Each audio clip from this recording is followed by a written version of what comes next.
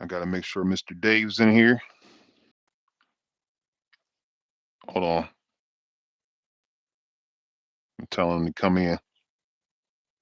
See, we were supposed to have it set up. We didn't have it set up right. It's the first time, so just give us a break. We'll have it dialed next time. Let's see.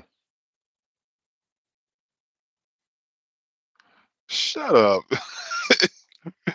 Hold on. Hold on. I gotta see. I gotta get Dave in here.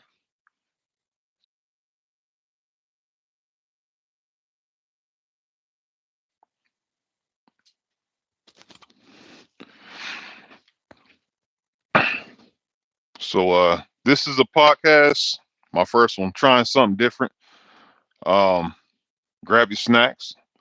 If you're driving, just just listen. There ain't really nothing to see. You're just gonna be seeing me talking and Dave. Uh, here we go. Here comes Dave. Here we go. All right. All right. I had to click that live button again. All right. Everybody, give me a thumbs up if you can hear both of us.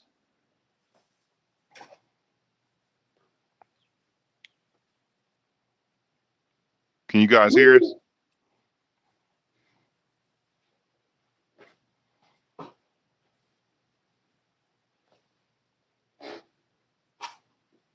All right. Everybody can. Somebody said I faked the video to make it look like my car was faster. All right. Everybody, welcome to the first episode 1 of What the Hell You Got Going On. Now, the reason I came with that title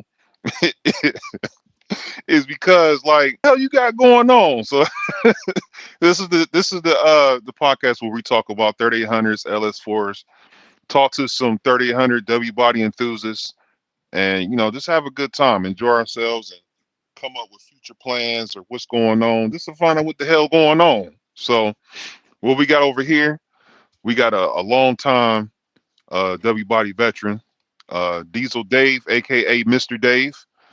So he has a YouTube channel. He has Regal that I've been following for years, called Bad Grandpa, and I'm gonna pass it over to Dave. So, okay, Dave, go ahead and tell him what you got going on. Yeah. So, hey, I'm Dave. I got into 3800s back in about 2002. I picked up my 98 Daytona pace car GTP, originally from upstate New York. And then I went out to college in Flint when I picked that thing up in 2002.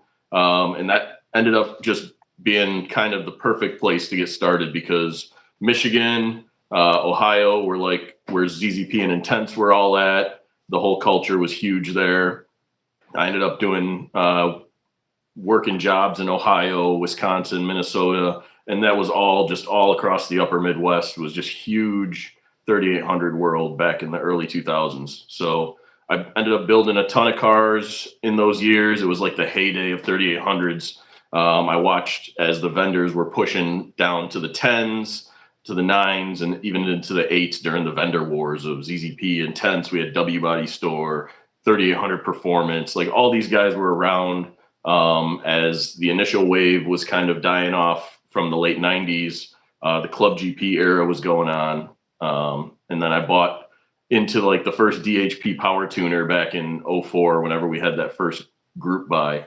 Yeah, James was around in the old days too, turbocharged 400 SBC. So he knows a lot of the ancient history when this stuff was going on years and years ago, 20 plus years ago. And then, I even got to kind of have my Forrest Gump moments where I was around in 2005, I think it was the Grand Prix gathering in Moline, Illinois, near Davenport, Iowa, where we were going to the Grand Prix gathering. And that was where Zoomer was supposed to be the first 3800 car in the U.S. into the 9s. Obviously, some shenanigans went on, and I even knew the guys from Minnesota that caused the shenanigans. So that was a disappointment because I think that was kind of the downfall. And we'll talk about kind of the flow of the 3800 market over the years, because I think the big reason we're trying to do this is so that we can maintain the enthusiasm and try to get the community bigger, try to get folks a little more connected, right?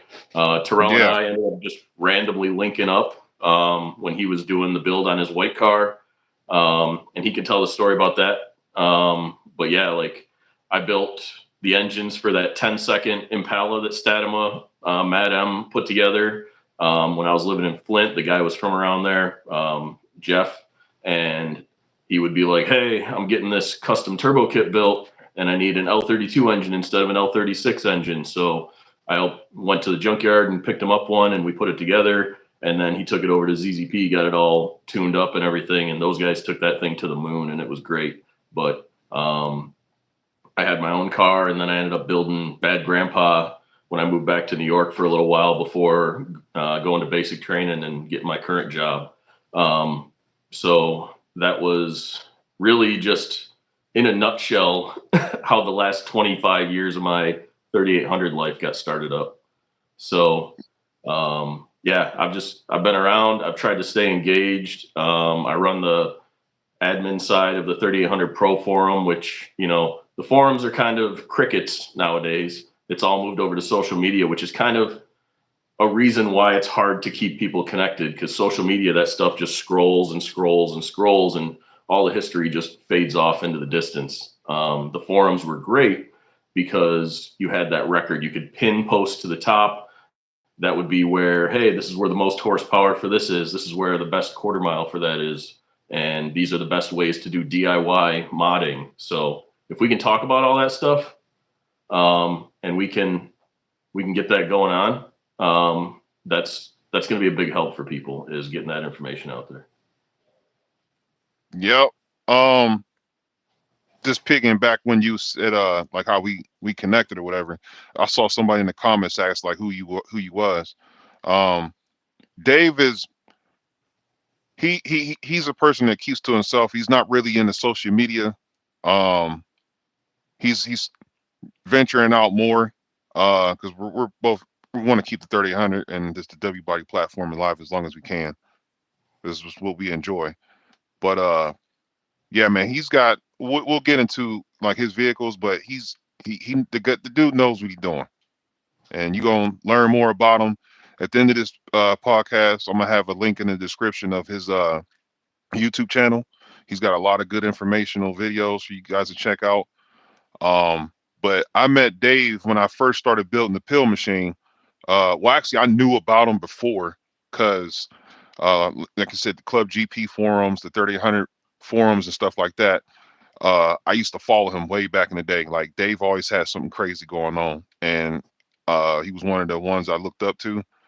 And uh, I was watching his YouTube channel, and for him to like contact me in the comments because I needed to redo my wire. I was trying to figure out the wiring harness in the pill machine because I did a top swap on it, you guys know, and I went to try to do a L32 harness, and he had one, and he emailed me, and we ended up connecting off of that. I mean, he didn't have to do that. He just was looking out for me, and it was a big deal because to me, because I'm like, dang, I used to follow this guy on the forums, and here he's messaging me trying to help me out, like it was a big deal to me. And yeah, man, we just clicked. So that's how me Yeah. and Dave connected. Yeah, that Um, was just spare parts I had sitting around. I mean, I tell Terrell about the inventory all the time. oh yeah, this dude's got some crazy shit, man. Some crazy stuff, and we'll Yeah, venture out, and he'll share the details on that. And yeah, so that's when I attempted to do the L32 harness, and there's more to just swapping the harness on the L26 car because it didn't run right with the harness. So that's why I said in my top swapping videos, don't touch the L26 harness, just get an L32 map. But me and Dave been doing some foot dangling with the pill machine, trying to figure some things out. And the L32 harness would have been very helpful with the fact that I got a GTP PCM now in there. But we're making things work for what we got. But Yeah, it's coming together. I wanted to make sure you were squared away, especially once I sent you my old Z7 turbo kit. I wanted, like, I knew you guys were struggling. I saw what was going on in the tune, what was getting fought against, and we spent a week of almost every day just oh dialing in man, and getting it we squared got away, because it was a pain in the butt, but I think now you're seeing, now that it's running good, it's got potential. It's, for how much less that it has into it than your red car, than Hellboy has. I think it's pretty surprising that it's even in the same ballpark, by for racing. by far. Like I always, when it come to like what did I want to do for a build, like I always wanted to have um a challenge in making power. And like I already knew that if you went turbo, you was gonna make power. Like turbos is by far the way to go, period. When it comes to trying to make power with a 3000. There's nothing to compare against a turbo. The centrifugal setup I got in Hellboy, it's a max effort build. Like I got like literally everything you can do to that motor. And for the one dude said in the comments that I was trying to make it look like Hellboy was faster than the pill machine or whatever. That I'm not like that. I mean, I show true shit, and I'm gonna tell you from me firsthand. If the pill machine gets bigger injectors, a built transmission, in the tire, Hellboy has absolutely no chance. That car is at what, 14 pounds of boost right now, Dave? I think it's Yeah, we like can still 14 or 13 pounds. we can still tell what it's doing on the map sensor for now. Yeah, and if the pill machine was at 20 pounds of boost with a tire, Oh no. yeah, So she's already ripping the tires off. yeah, it's me and Dave got some plans. We'll get into later. We'll get into that later on in the podcast. But for now, let's so everybody know who you are. Let's see what you got going on. So tell us about uh, your staple, Bad Grandpa. All right. So yeah, Bad Grandpa Turbo '04 Buick Regal. I originally built it for a buddy Sam back in New York, back in 2009. So he came to me in '08, when I met him, and he was like, "Hey, I need you to." He's like, "I heard you were building stuff out in the Midwest. I moved back to New York," and he's like, "Hey, I need you to build me like a 10-second Buick Regal, right?" And spoiler alert, I haven't hit tens yet, but it's pretty much happening this year. I haven't had time to get to it. I've been going, deployments and all sorts of stuff, but I got it ready, and he was like, "What do I need?" And I was like, "You're gonna need to spend about 10 grand at least." And this is back in '08. You could still get GM Racing chains for your transmission. You could still get a GM Racing Torsen differential. You could still get the Raybestos Blue Plate Special Stage 2 clutch pack. So all that stuff's in there, along with a 300M input shaft. All the stuff you could get for the GM Racing transmission, short of kind of their input shaft that was like crazy and got rid of lockup and stuff. But yeah, so I put that together for him with the Z7 kit that's now on the white car, and it was off to the races. Literally, we cracked 11.9 with it. We kept turning up the boost. We got it up to 19 psi. Ran 11.4 with just like a 1.860 foot, and then we were trying to get ready to turn it up even more. I shipped off to basic training. He played with it for a couple of years, and then hit me up in 2015. I was down in Florida. He's like, "Hey, you want to buy this?" And I'm like, "Yeah, like those are unicorn parts in that transmission, so I'll come get it," right? And so I went up to New York, picked it up, brought it down to Florida, and just kept it in my garage. I was like, if I ever want to play 3800s again, like I was in the early 2000s, then I need these transmission parts, because you can't get a hold of them. And Terrell knows that. Anybody that's trying to build a 3800 and keep it, halfway together. I know James hates the transmission because he snapped some, but if you're going to have half a shot, you got to have at least some of these parts in there. So I Yeah. took Bad Grandpa. We were going 11.4s with it. And then during COVID, I finally dusted it off. And that's when I was like, hey, I got all this time at home right now. Let me just go build a full-on Statuma setup on it. So I did. I went and bought the crossover and downpipe from ZZP. So then the Z7 kit came off, sat in a box for 5 years until Terrell finally convinced himself he wanted to go turbo. But Yep. the Statima setup is now in there. I picked up a Holden intake manifold, and I went ethanol on it finally. Got those, Terrell had those extra 120, 130 pound injectors that I got on there. And the thing is a rocket ship. I took it to the ice cream cruise now that I'm out here in Omaha. And 1320 Video puts on that event at the local 8th Mile track. So I've been running, just making sure I get closer and closer to being in the 6s in the 8th mile, because that guarantees that it's going to be a 10-second quarter mile car. So that's basically where all these pictures nowadays from having tires on, having a drag tire on it is coming from.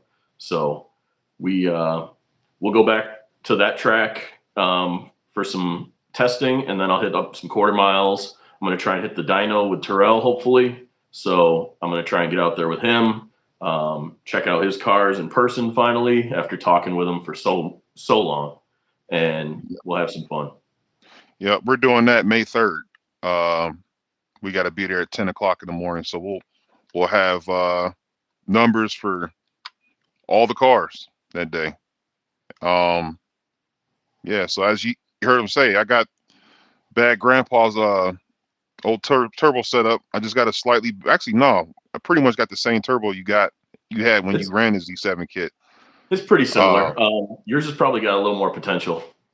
yeah, just gotta get it some fuel, but we got plans for that.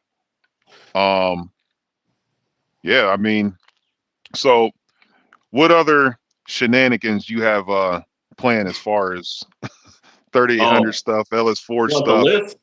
The list. All right. So the biggest one is going to be my rear wheel drive build. So I've got, and I will say that this community dies when people keep secrets. When the vendors try to keep, like close hold secrets, that's kind of what caused people to just say, okay, this car is not going to be what I want to play with, and they move on to something else.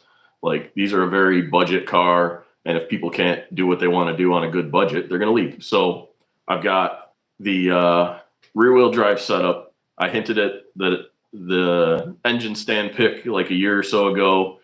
Now I have a forged engine sitting next to me that I went out to Cincinnati and picked up a little over a year ago. So I've got basically the same bottom end that you've got in Hellboy is sitting next to me on an engine stand, just waiting to get put together. I've got some heads I went out to the Chicago area and picked up from a friend of James, Turbo 400 there. And it's going to go into, spoiler alert, a 2004 GTO 6-speed. So that's what I'm going to start off with. It's going to basically be like an old Holden Monero CV6. Because I was thinking F-body, and then I was thinking like SN95 New Edge Mustang, and that way I could come up with, and I might still do something like that down the road, but I want to start off in something that, A, I love the look of the GTOs. B, the 04 isn't as beloved as the 05 and 6 with a 6-liter LS2 in it. It's just got the LS1, which, you're going to spend just as much money to make the same amount of power on an LS1. Back in the day, it wasn't as feasible. So rear wheel drive 3800 build. I'm going to start off supercharged. I'm going to push it as hard as I can. And we'll see how much fun I have on the stick. I'll try to keep that for a while. And after that, I already want to go crazy turbo build on it. But that's going to be, a lot of this is going to develop after Bad Grandpa hits its quarter mile marks this summer. And then, because I've already bought the car, I've got a tote full of parts that's probably over $5,000 worth just sitting there. Really good cylinder heads, really good parts for everything. I got the stage 4 cam, and I might even go bigger than that later on. Yeah, like 04 GTO twin turbo is 1200 horse. Is that a stock bottom end, or did you have to buy a bottom end for that? Because it's probably not on the LS1, and if it is, you could probably use an hourglass to time how long that thing would last. But Yeah, you're spending a lot more money building an LS platform once you get past the threshold. Like LSs are great to a certain point, and that goes to the other project I'm going to play with, right? Yeah, for LSX block, like that costs more than I got in an entire car. Um, so uh, I'm also going to mess with my GXP because the problem being I hate the LS4 platform. I really hate it, but it's fun. I bought that car over 10 years ago. It was my daily. It was really nice car for just driving every day. An '04 Plus Grand Prix is a very comfortable car. It looks fine. And all it had was a muffler swap on it, and it sounded nice for just a put around car that wasn't annoying my neighbors. And then I went ahead this year, put the LS2 intake and stuff on it, put the throttle body and MAF and everything. And yes, the MP112 is going on the GTO to start with. But the GXP is going to, I bought a cartoon and turbo kit. So That's my Terrell fault. put me, That's my Terrell fault. put me onto a cartoon and kit. Um, so, and the other thing that makes me mad is like, I think ZZP is missing out on making some parts for that car. I think people could really benefit from that. They talk about, we can't build a like the equalizer is my favorite part they came out with in the last 10 years. I think they sound amazing. Everybody that's staying with that standard front wheel drive should have an equalizer, right? Um, but I'm like, I looked at this car tuning crossover, right? That's literally an equalizer pipe, and it's got the extra BS of a turbo that's packaged in there. So how can you tell me that you couldn't make an equalizer setup for a GXP when cartooning's been packing that in there for a decade? But yeah, so that cartooning kit's going to go in there, and I'm probably going to do like a Texas Speed heads and cam, and I'm just going to try and build the transmission, but it'll disintegrate that transmission, and then maybe I'll make James happy and do a 4T80 down the road. But I'm just going to try to throw an input shaft and freshen up the old transmission. If you've ever worked on an LS4 and you need to do the transmission in that thing, I've got a couple videos from about 2 years ago pulling out the transmission, the whole cradle dropout on it in my one stall garage. So go check that out if you want to see what pain and suffering of an LS4 car is. Yeah, he better than me because I couldn't do it. I ain't gonna lie. I get intimidated when I see a LS4 motor engine bay. I'm like, I don't know how I'm gonna get these big ass hands to fit anywhere in that engine bay to get something done. But No, they're we they're we ridiculous. we got we got a plan. Like, so he's doing the turbo build on the GXP, and both of us got to build our transmission. So we're probably gonna figure something out and getting both of us are gonna get separate transmissions, so we don't have to take the cars apart, and then we're gonna build both of them pretty much at the same time. And then we also got plans of how we're gonna do our fuel setups because they pretty much are the same. Um, they're non-returnless now, but we're gonna make them return and um, run an inline pump. We was talking about doing and bigger injectors and see where they can go from there. The pill machine is going to be my track car. It's more ideal for that to be a track car than it is for Hellboy. So um, I think it'll be more suffice for like track stuff and all that to use the pill machine, especially because it doesn't have ABS, it doesn't have traction control, it doesn't have a sunroof. Like it's a base model Grand Prix that I built to troll LS4 cars with. But I don't think I'm gonna be trolling his GXP though. But um, that's a goal because I mean we like to do like Rocky Mountain Race Week, uh, go to a bunch of events with them, and just show them that just because we're front wheel drive doesn't mean that we can not give you an L. Like it Yeah, takes more work. It's more appreciative when you use these type of cars too, because you gotta earn that. It's not easy to do at all. I'm gonna have to take lessons from this guy because if you watch some of the launches he did at the ice cream cruise with Bad Grandpa, nuts. He blew that Yeah, all-wheel drive Escalade like he embarrassed him.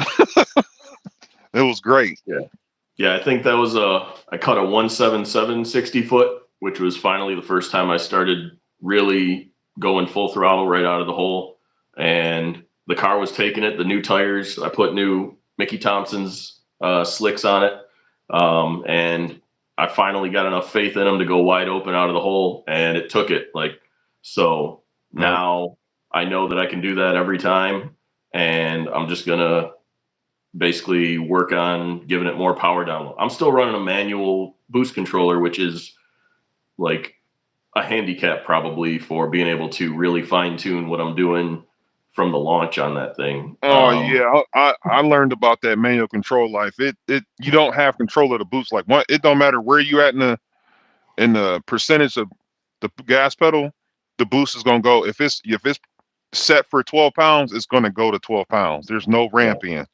yeah. If you got enough exhaust flow for that wastegate to let it spin that turbo hard enough, it's gonna spin that turbo enough to make that boost Yep. before it starts bleeding off any of that pressure. So Yep. yeah, I'm gonna basically just send it as is. If I got to buy a boost controller down the road, if we start going faster and I try to do some competition racing with it or whatever, then I'll get there. But for now, I'm just gonna see how deep into the tens I can take it.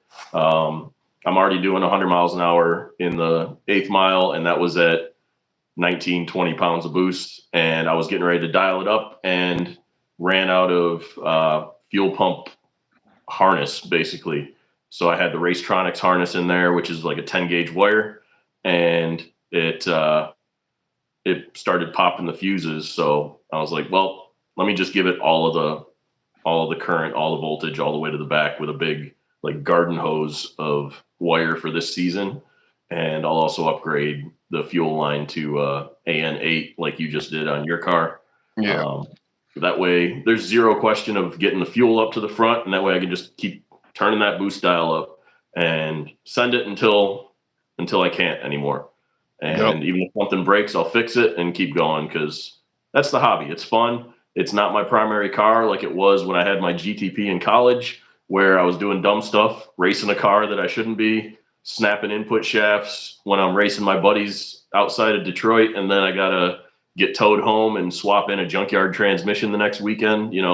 All that crazy stuff I was doing back in the early 2000s that, nowadays, if it breaks, I'll tow it home and it'll go in the garage and I'll fix it right instead of in a rush. So that's kind of the real benefit now where I'm going. Um, Yeah. That's how you got to approach a lot of stuff. Like these two. Actually, the whole fleet will stress me the hell out because it's a lot, and then just maintain them. Like you can't just throw shit at them and then go out and start hauling ass. It's not how it works. It's not how it no, works. If anything, when you go about it that way, you end up breaking more shit, and then that's when it leads to the good old post. Well, it's been a good run. My loss, your gain. yeah. That's how them posts come out, man. Hey, real So, men got dirty workbenches. Like oh, project project in action there, James. Um, but yeah, yeah, I would say like getting it going, and we will definitely have fun this summer. Even if it's just the struggle is what we're dealing with, right? Even if it's just no, getting our builds squared away and just testing them. That'll be the fun part, is just getting them out there, seeing what's going right and going wrong, putting them together. But I don't know. You want to get into like a Q&A with each other, and then see how we can pay attention to the to comments the as we chat. go. Yeah, yeah, yeah. Let's get into it, man. Go ahead, and I'll piggyback off of you, and then we'll chat with the group, get some Q&A going on. So All go right. ahead and Yeah. So to basically mimic what I was saying when I said how I got into stuff back in 02, 03, what year did you get into the 3800 community, and what was the scene like? Like, Were you on forums, Facebook? What was your entryway? Man, I've been a lone ranger the whole time. Nobody's in the W bodies and stuff like I was. I got my first one in 2003. I got my 97 Grand Prix GT. It was around the Fast and the Furious days, so I had a body kit on it. I had some 20-inch rims. I had the stick on hood scoops and had the Thrasher intake on there, and I had a 38 Performance PCM tuning, and I thought I had the fastest car ever. And I had TVs and a PlayStation in it. But I used to go on the club uh Grand Prix forums, and that's how I found you. And Tingus had a turbo car. I never met Tingus, but he was like one of the big guys on there. Daryl Hanscom was on there. Um, Zoomer and them. That was back when the Zoomer or ZZP and Intense was going crazy, trying to pull records against each other. I was following that. There was a red GTX sedan with white wheels that had a turbo doing like 475. I was following, but I don't know. I used to look at that shit and be like, damn man, I wish I can build my Grand Prix to that standard, but I'll never be able to afford to do some shit like that. And years went down the road. I ended up having to sell that Grand Prix, and then I bought I had a 91 Grand Prix, then I got a 95 Grand Prix, and then I ended up getting Hellboy. And then Hellboy was actually like the pinnacle of when I actually started getting into making stuff actually go fast. Um I had I at the time I knew how to how would you say? I knew how to do like lower intake manifolds and stuff like that, but I didn't know how to like build an engine. And it was a YouTuber that I actually looked up to and actually got a hold of him, and he did my first build, and I thought it was like the greatest thing ever, man. It was just like I was like starstruck that the dude was in my presence, and I like watched him, and some things went down. I don't want to go into detail about all that, and because of what went down, it it pushed me into wanting to learn how to do my own shit because I got tired of paying people to do work on my car, but it was fucking it up and costing me money. So I'm like, all right, I'm tired of second guessing, hoping I make this or hoping I can get this. I'm going to do this. So it pushed me into learning how to do it on my own, and it's been nothing but great, man. I don't I don't throw dude under the bus about what happened or uh, make a big scene about it. If anything, I congratulate what happened because it made me to what I am right now and what I know how to do right now. And Absolutely. I gotta say you definitely helped pave the way on that too, because like I said, I've been following you for years off the forums and stuff, and he was a good inspiration Yeah, and in the I'll 3800 community. I'll take what James just said about lost experience and builds. Like there was so much like archive knowledge in the Club GP forums because that was really the hub for 3800 modding. Just because GTPs were what kicked it off. Regal GSs were our like grandpa looking cousins off to the side. There was the other forums and stuff, but yeah, like I got my modding start when I picked up a tune. I got a downpipe and like 3/4 pulley. I got it installed when I went down to the Motor City, Detroit area Club Grand Prix guys. We're doing we're doing a mod day or whatever in some dude's garage. One of the original guys on that forum, and I got my pulley installed by him.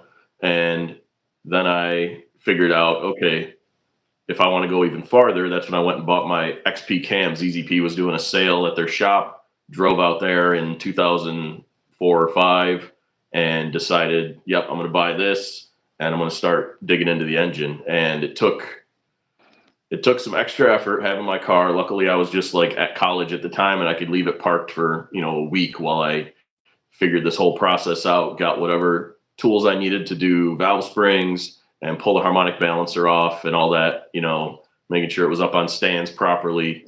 And it's because I'd gotten my start working on racing snowmobiles, and my dad and uncle were both mechanics. Grandfather was a mechanic, but I hadn't gotten my hands that far into it until I pushed myself to learn on the Grand Prix.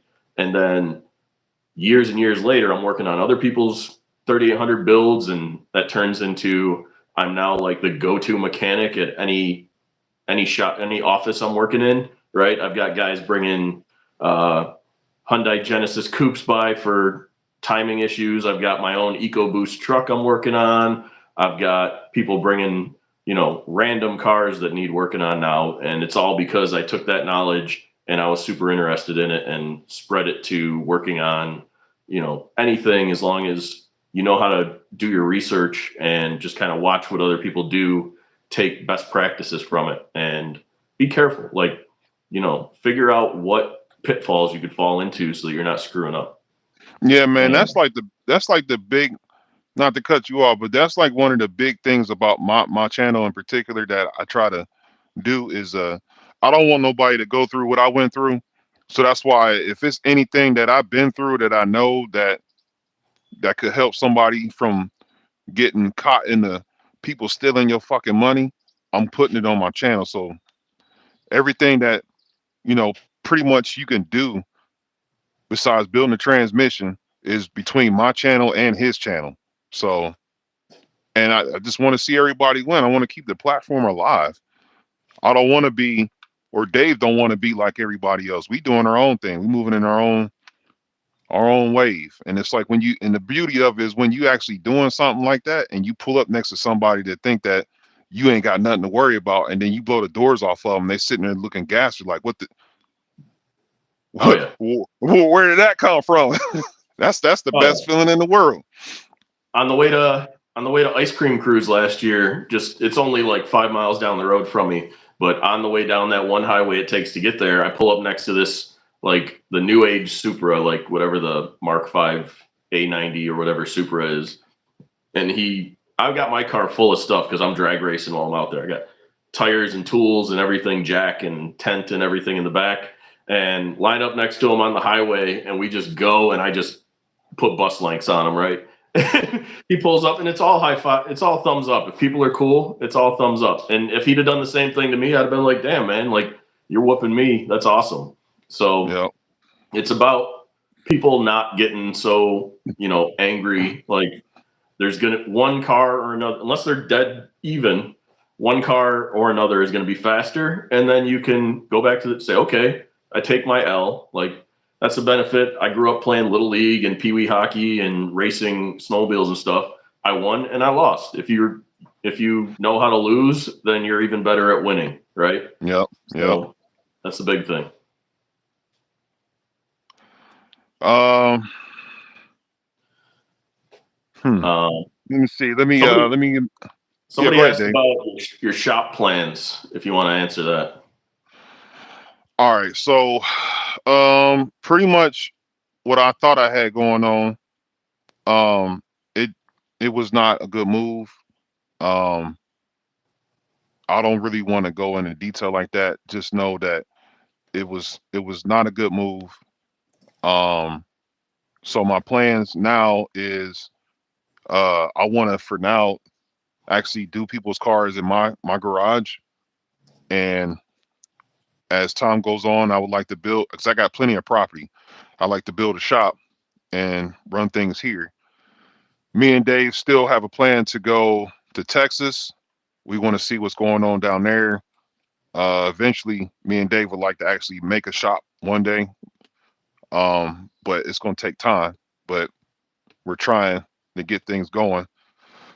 Um, but yeah, but before I can even start, I got to get my car straightened out because if I go and start working on other people's cars, and then um, I won't even want to attend to mine because I'm gonna be drained from working on everybody else's stuff. And plus, still trying to figure out this turbo setup. I don't want to say, yeah, let's do a turbo build and stuff like that, which I'm holding a piece right here. that just broke that I thought was going to work. Now imagine if I had a customer's car. I'm like, yeah, your car would be done in a week, right?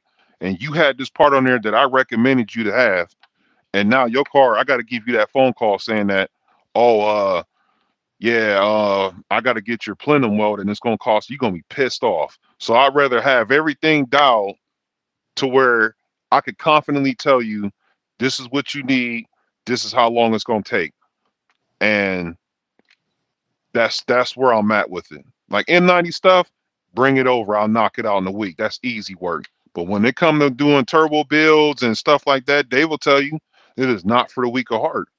It's not. Yeah. I cut my teeth in like '05, '06 on turbo stuff, working on the Impala, and then a couple buddies out in Minnesota started doing turbos. One had a cartooning kit, one went custom, and then in '09 I built Bad Grandpa.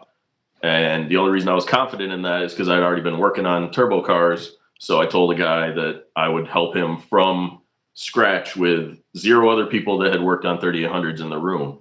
So I had 2, 3 guys that were like, cool. They were enthusiastic. One had a Monty, one had a Regal, another one had an Impala, and they were all hanging out, but they didn't know squat. So it was all on my shoulders. So at that point, I needed to be, the splinter to their Ninja Turtles at that point. You know what I mean? Yeah, yeah, And if you're not ready to carry that mantle, then it's hard. So yeah, getting your knowledge up is something that people need to understand is respectable. You're not just going, because there's some people that have started shops up. We won't really, put anybody under the bus, but there've been people that have started up some operations that have not been ready for game time, and it screws up. So either they get in over their heads, they get too much business that they're not ready for, or they're doing stuff that they really thought they had the expertise in, but they were just a sucker to the Dunning-Kruger effect, essentially, of yeah, thinking they knew more than they did. yeah. Um, so they have to be careful about that. And I knew that's why I didn't want to start a 3800 shop back in '08 when I finished Bad Grandpa and was working on a couple other central New York area cars for people. I had a guy bring me a Fiero up from Philadelphia, and I did some work on it for him, and it was a really good project. I got paid for it. It was keeping my phone bill paid and everything like that. But I was like, the headache of that was too much, and that's why I was like, let me go get a stable career, and then if I want to come back to this for spending money later, or a second career after I've got a retirement or a pension, then I'm a little more comfortable playing that game, because Yeah. running a shop is not for the weak of heart. No, And it's not. It's you can get caught up real quick, man. Like I said, when that I want to make sure I know what the hell I'm doing before I start taking people's cars like that. Because from people watching me doing the pill machine's turbo build, now there's a lot of people that want to do turbo builds, and it's like they're asking me questions, and I'm still learning myself, figuring things out. And I just want to make sure that I'm pretty well dialed before I get into that. And then I also want to learn how to build transmissions, because the thing that's pretty bad with the platform right now, we don't have a lot of resources. So it's yeah, like we got to pretty much vent off of people that we know. And um, everybody knows when it comes to these 6.5s, Triple Edge is like the always recommended spot. And it's like he's really not really doing transmissions like that anymore. And the guy yeah, that built my wife and brother's transmission and Hellboy's old transmission that JPL Performance has now in his Grand Prix, uh, he doesn't do them anymore. So I want to learn how to do it, and that'll expand, being able to contribute more to the community by learning stuff like that. And yeah, just expand my horizons on other things. So I feel pretty confident when it come to M90 stuff. I got that pretty much dialed. Uh, Turbos, I'm almost there. The centrifugal build is not for the weak of heart. By no means is that for the weak of heart, man. That shit is stressful. But yeah. Yeah, man. So what else you got for me, Dave? Oh, I'll do a fun. Well, let me see. So the people are asking right now. They were talking about like James was talking about all his oil and mods he wants to talk about. So I invite him to throw a video. I know he doesn't post too much, but absolutely put a video together and people can check that out if Turbocharged 400 SBC wants to put a oiling mod video. I know he got Terrell a piece. He Oh gave hell me yeah, it's on Hellboy right now. Yep. yeah. So, and then he was giving me trash about the oil filter bypass block off and stuff like that. So and he's kind of shouting out a bunch of the OGs from way back in the day. I could talk about what I saw going on in the old days for years, but I might start getting myself banned from being able to buy parts from certain vendors if I did that. So, but the people are also asking about if we could set up a 3800 meet or a dyno day, or we could do a race day or something, and we could start using our imagination for stuff like that. Yeah. Um, Yeah, we was talking about the okay, so this is some juicy stuff. This is what me and Dave was talking about earlier. So this so this podcast, me and Dave is getting our feet wet. We trying to see what the hell going on, what people like and what they don't like. And at the same time, we trying to expand the community more. And we have some ideas like, maybe we can do like a time goes on down the road.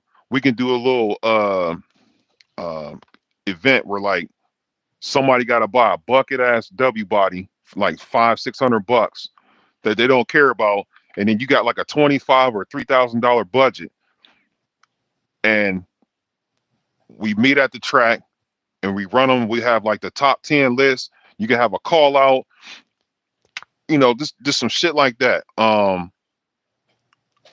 else we can have? We can have a 3800 LS4 shootout where we could have a top 10 list there, and you can call people out, and then we can have a big pot at the end. Whoever wins get the pot of money. yeah, Or we it can can be have, like season to season or something like that. That way, it's yeah, just we can kind of have, like yeah, we can announce like it go down. Everybody got all winter to get their cars ready, and then we'll have a spot where everybody meet at. It could be something in the lines of that. But I mean, we just got to see where things go, because I mean, it takes money to even get yeah. to that. But I Um, mean, it's I just, had a couple ideas. Like we could do, where we pick in a month period, we could be like, uh, big power September or something like that, where it's like, okay, you've got to do a dyno session in September to be considered, and in that time, whoever hits these marks, whoever has the best M90 turbo or other, being centrifugal or nitrous or whatever, um, and whoever hits the best number for that gets something stupid or even something valuable. Who knows? We could buy them a yep, gift certificate. Because I have like build series ideas. I just don't have the time half the time to put these videos together. But I wanted to do something where I just picked up a test mule car, right? Or even use bad grandpa after I'm done going as hard as I can do. Like I'll take that thing apart and do anything with it. It's got the transmission that can take whatever beating at. I was gonna do like a choose your own build where like, hey, it's got a 329 trans. Let's see how fast it goes. What kind of combo do you want me to put together? Like, oh, somebody wants to see what it would happen if I did an XP cam and an intercooler and a Gen 5. Cool. What do those usually run? And let's see if I can do at least that good, maybe do it better. Or, you're seeing these guys down in Australia this past year doing the 12s for 2000 challenge where they had to buy a car for under 2K and then they were only allowed to mod for 2K, right? Or we could do something. I said when we started spitballing about that this morning, I said, or we could do a $3,800 challenge where you buy, like, this is for people who have money, which is not necessarily this market all the time. But mm-hmm, if you wanted to go buy a budget 3,800, you could say, okay, the budget is $3,800 and you have all of 2026, right? You can buy the car. Say it's only $500 junk 98 Grand Prix that's starting to rust away, and then you've got $3,300 left. to go buy mods. You could go pretty fast on $3,300 if you spend it right. But Yeah, document it the way that those guys in Australia are doing, something fun like that, or just even buy a W body test mule, and we can kind of use it to showcase what mod combinations have going on and what the tune looks like. Like, what are you having to adjust in the math curve? What are the standard things that you need to do inside of the tune to just get the car to behave? Like, we learned a bunch of lessons on the white car this past month, saying, oh, it still had this setting that was adding a bunch of fuel or taking fuel away during the acceleration enrichment, tip in and all that stuff, and it's weird. man, Or that car is so finicky. My so, God, man. and we still have to plug in and disable some fuel trim stuff, right? Like, there's still steps to go to make it better. Yep.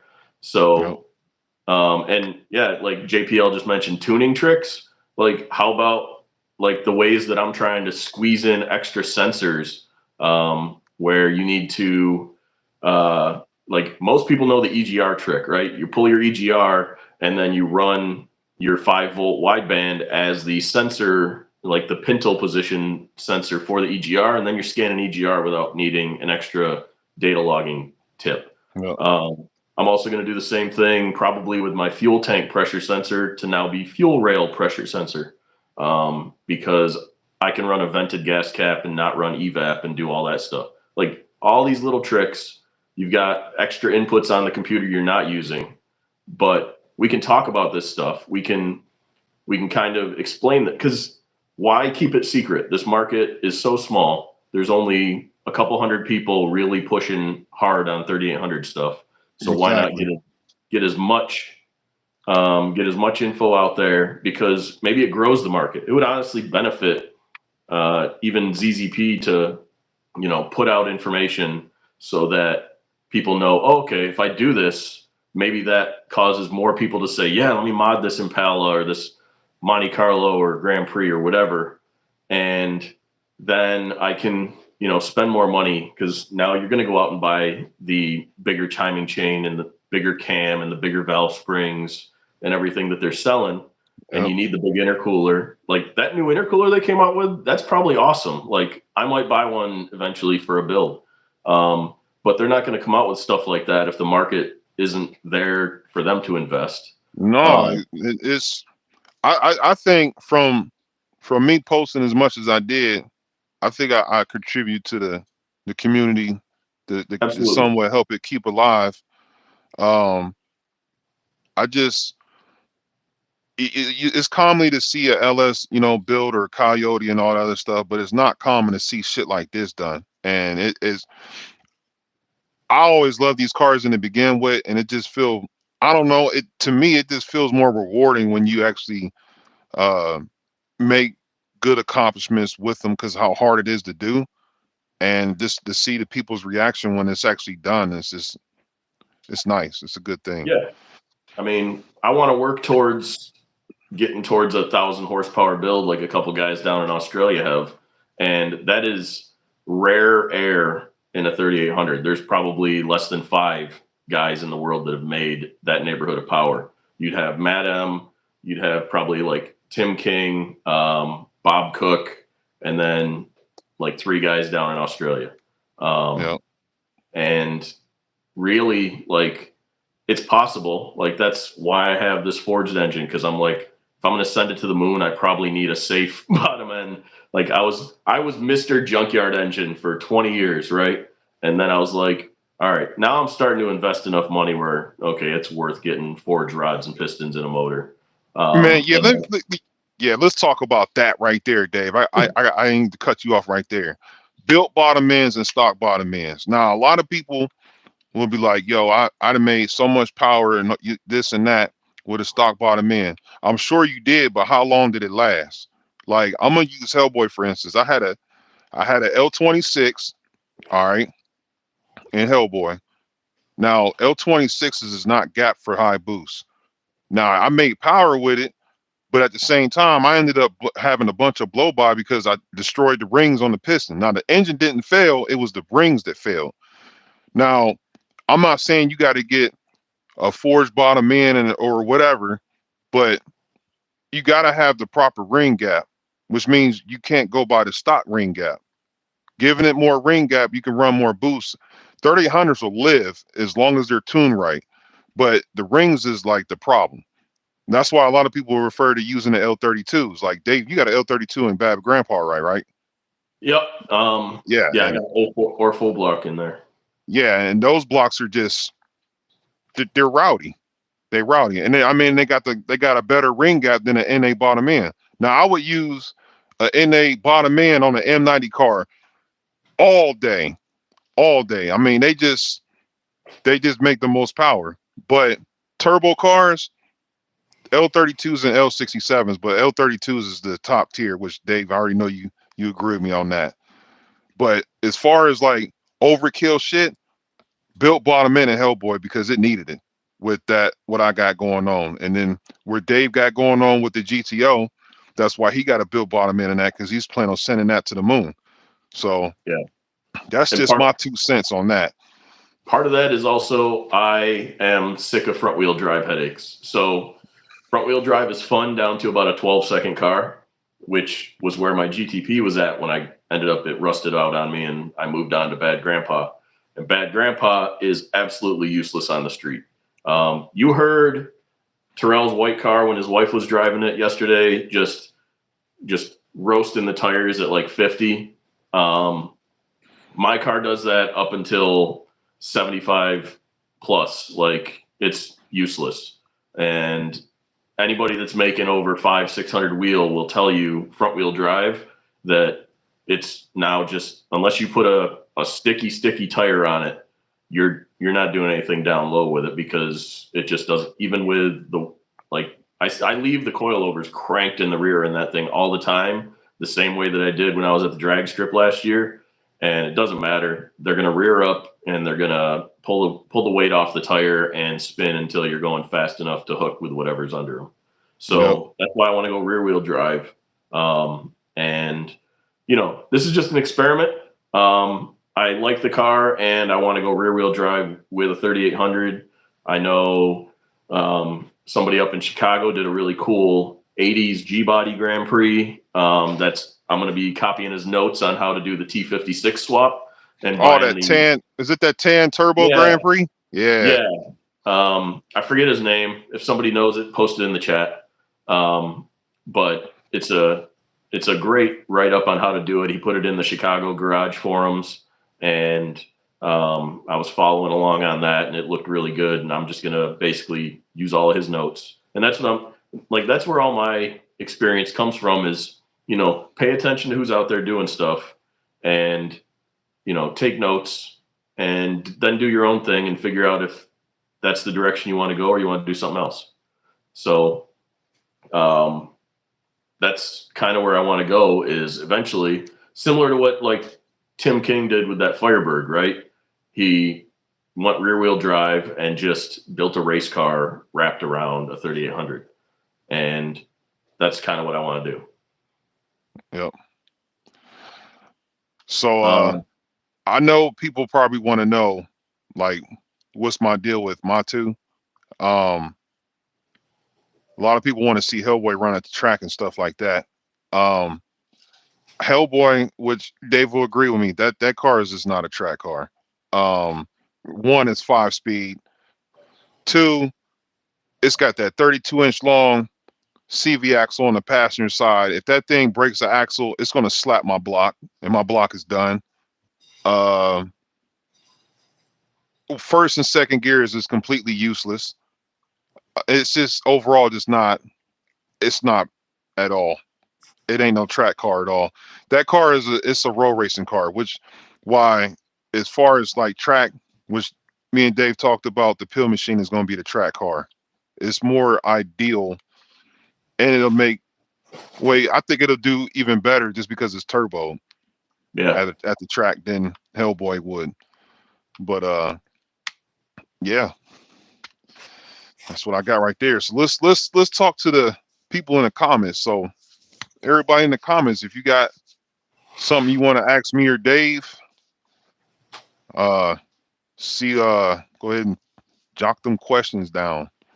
We're all eyes right now. We're watching.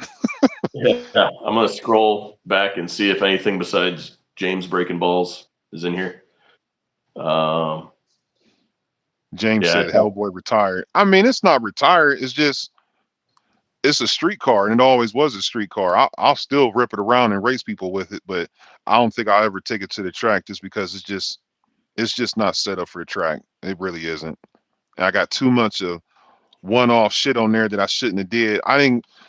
I went more in a let's make it look cool than let's make it thrash pretty much. So and then I yeah, bought all those one-off parts on it, and it's like if I break it, I can't get it again, stuff like that. So that's that's definitely like what I was trying for the most part to avoid on Bad Grandpa. Um, that's something that I was like, let me keep this at, and I kind of said it today when I made my little like preview video before we got going here. I was like consumer grade, right?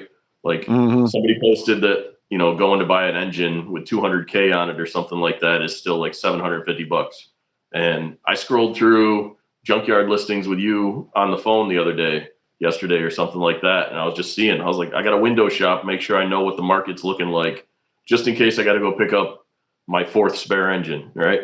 You never know. yeah, The inventory must be fed. So, but yeah, like if you're going to get something that's still magically got under 100,000 on it, it's going to be, uh, it's going to be anywhere from 700 to $1,000 minimum, probably a little bit more, which stinks. I went and bought the engine that's in Bad Grandpa is a '04, early '04, because it's still got L67 style rods in it, but it had 67,000 on it, and I bought it 3-4 years ago, and I think I paid somewhere between $800 and $1,000 at least for that thing. So it's hard to try and get something without needing to get it actually rebuilt. yep. Um, oh yeah, what happened to Richard Holdner? I would love to know. I think I was following that series. I think you were too, when he was doing his dyno testing, Yep. and He you know, he had a lot of informational videos for sure. yeah, it showed people the potential of these things, especially when you throw a snail on it, right? Like hmm he's like, how are these making so much more power boosted than they do NA? Like it didn't even fit the formula that he was applying to LS motors, where oh, if you make it more powerful NA, it'll just double in power for every 1 bar of boost you put on top of it, and it was making more than that. Like Yep. he was making 200 something, and then he was making 600 something with boost, with 14, 15 pounds of boost or something. It was wild. I'm laughing at my boy Jeremy. He asked me what the hell I got. I started that whole with the talking to him on the phone all the time, man. That it started the what the hell you got going on, and it just turned into what it's got meaning though, man. That's my boy. But I seen a question on here. Let me see. Oh, the one all W body at one. Okay, so at one point, Dave, I made a point where I put a post up about the six T70. Yeah. That's the 6 speed automatic. I was looking at one point trying to do if I was to drop one of them in the pill machine, but Mm, after doing research, they got that plastic cover uh that likes to warp or whatever. And then a lot of them don't change the transmission filter in them because of how much of a bitch it is to do. And um, you have to run a standalone ECU to do it. It's just seemed like it's just too much involved to even want to do all that. And on top of that, like we're lacking when it comes to standalone stuff. There's not a yeah. lot out there for us. Yeah, And you got like I looked at. There's a guy that's from the old times in the Holly forums that went through and figured out how to get the timing and everything square with our harmonic balancers and stuff. yeah, Um, I think it was Greg Waz, maybe Rad Race 19. I think was his old forum name. Um, mhm, but I think that was who it was that posted in the Holly forums. And over a couple, this was like 5, 6, 7 years ago, he posted and got it figured out. He was doing some custom build, I think. yeah. And So they've got the Holly set up. And the other thing, the like pro tip is that I think Haltech down in Australia, I think they could kind of get you squared away pretty quick because of the Australian Holdens, that a lot of people were enthusiasts for 3800s, the Ecotechs or the Mang or whatever they want to call it. Yeah. Um, so I think Haltech might be another option, but Holly being in the States, a Terminator, Dominator, whatever. It's Um, not. I well, called them. you'd have I to actually get it called squared them. away. Yeah, I actually called Holly the other day, and there's nothing for us. Yeah, And you got to go custom when you do that. yep, You can get it set up, but you're gonna have to figure out the timing kind of through just combing through the internet, figuring out like the 18x, the 3x, whatever, and getting that all squared away. And then all of the tables are going to be on you to kind of dial in all the airflow tables, all the timing tables, all that. yep. So if I ever do that, if that's the way I go on the rear wheel drive build, I will absolutely share whatever I am dealing with. I will crowdsource as much of that information as possible because it's it's worth it. Yes, I'm going to Ice Cream Cruise again this year. That was a question. Christopher Swinson asks, at what boost and horsepower torque rating should you consider rebuilding the bottom end and transmission? Pretty much if you M90, you don't need no built bottom end with no M90. If you plan on running like high, like thrashing boost with a turbo and you're gonna blow through the rings, then I would consider a built bottom end. But other than that, you don't need to touch the bottom end. Um, Go ahead and pick a question, Mr. Dave. Oh, yeah, it'd be great if Richard Holdner shared his Holly data with us. That'd be a big a big boost that I would absolutely thank him for.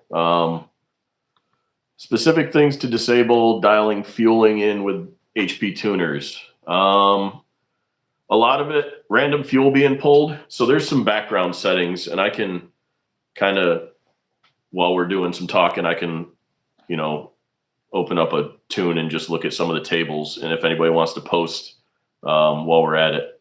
But basically, there's a lot of modifiers for coolant temp, intake temp, RPM. It's like air fuel versus that. That's usually in the power enrichment tabs that will randomly start adding. So by adding a number, you're going leaner, right? 12 to 1 instead of 11 to 1. And it'll add that value to your fueling. So you want to kind of make sure all those are zeroed out for the most part. So if you can go into there, get rid of all those, and just tell it, because that's what I ended up doing a lot of that on the white car. There was just a lot of tables adding fuel. So we were trying to pull it out in the math tune, which is really what you want to get down to, is just sticking to the math curve once you're dialed in. The low end of it being dialed in on the narrow band, because the narrow band is dealing with your fuel trims driving around. And then when you get into boost and get into the power enrichment, you're just only using that math curve, and your wideband is giving you the real feedback. So being able to tell the computer to dumb it down, give me just basic spark table adjustments and basic enrichment numbers. And yes, I use DHP still, and I have a friend that helped program Tiny Tuner. But those base AFR versus ECT, those TPS adders and RPM adders, you can start making those just very simple, either pointing at the exact air fuel ratio you want in enrichment, or basically zeroing out any add-ons until you've got it kind of simplified. And then you can really start opening back up and use those modifiers later on to fine tune it. But that's once you're squared away and you really want to just like get the nitty gritty, really good tuning in, then you go back in and start saying, well, my tip in, I want to make a little smoother, or my decel, I want to let a little bit nicer. I know I see Cat Fire 98 say tuning with open loop and AFR. That's a problem. HB, because Hellboy doesn't have EQ. And if you try to tune it in closed loop, it starts surging because of that centrifugal blower. That was a Yeah. problem we ran into with that car. Um, yeah. So that thing, because, and you can tell when you have a like a Pro Charged or a Vortec or a Paxton car coming at you, because it's just got it's flowing that air, and it doesn't really have a bypass. It just has a blow off valve for the most part. Like they sort of have a bypass, but not really too much as they do with a blow off valve, and they're just blowing air. It sounds like a leaf blower coming at you at high pitch, right? Because it's just whistling like crazy because it's got to let that air out. And Yep. sometimes that blow off valve is still not doing enough. So some of that extra is still making it to the throttle body. And you have to account for that. And then you start, he's kind of dealing with what a lot of old school guys are dealing with blower surge. Because those guys didn't have a bypass at all on those monster like pro mod cars. So they're getting that blower surge because it's like lean and then it's rich and then it's lean and then it's rich. And it Yep. sounds amazing. And I will fall asleep to listening to those cars run like idle, right? But yeah, when you're trying to do it on an EFI car where it's not just basing it off of natural airflow and fueling, it's really hard to get that dialed in. And you're fighting it because whether you want it in open loop or closed loop, using the fuel trims and the oxygen sensor feedback, or just using the mass airflow table, it's which is open loop, then it's a matter of just really, taking the time, and it takes a long time to really dial in a non-routine car. If I had like this VS Cam car I'm working on right now, I can probably have that thing dialed in like 2 scans because, and I'm jinxing the hell out of myself right now by saying that. This car, I should not jinx myself on this car because it had a bunch of little maintenance things. I had to wrestle on it this week. But Daniel knows, he's in the chat. But basic M90 with even a cam is going to get dialed in really good because you haven't really changed the airflow characteristics of the engine that much. So you don't really need to touch the VE because VE is barely useful on these cars. It's not an LS computer that's very like useful to play with VE or anything like that. You're using the MAF curve. It's all based on that curve, and that's why we have the mini AFC. That's why we have to skew the fuel injectors to get the MAF curve where it needs to be. Yep. So, yeah. So I don't know. You want to add some polka dots on your car? I'm hearing about that. That is James's thing with polka dots, man. This cat loves the polka dots joke. It just wouldn't be James if it if it wasn't nothing to do with polka dots. All right. So Scott, he Uh, said the last 500 wheel horsepower car he tuned, he didn't even flash after the base tune because the AFC does all the work for me. yeah. So, like I said, if you can get it down to where you're just dealing with the MAF curve, then you're just in heaven at that point because it's just making sure that the fuel trims are or not even the fuel trims, just the wideband is happy coming out the back while you're into boost. Now if you want it drivability wise to be good, you're going to be dealing with a lot of the stuff in the low and mid range, open and closed loop, just to make sure everything's squared away. Yep. But as far as into like if you're because that's why people would always have problems with just dyno tunes, right? Because they're just getting a wide open tune if they weren't getting all the drivability stuff, that's where the rubber meets the road, literally.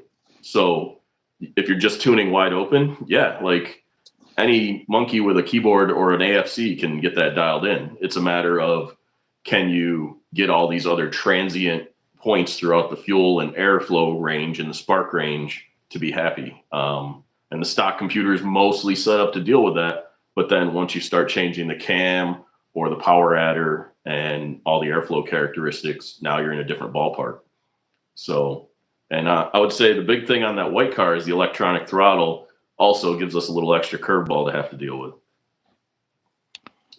Uh, I don't know what the word is on Ryan Carter's car. I don't even talk to him. I don't know what he got going on, so I can't answer that.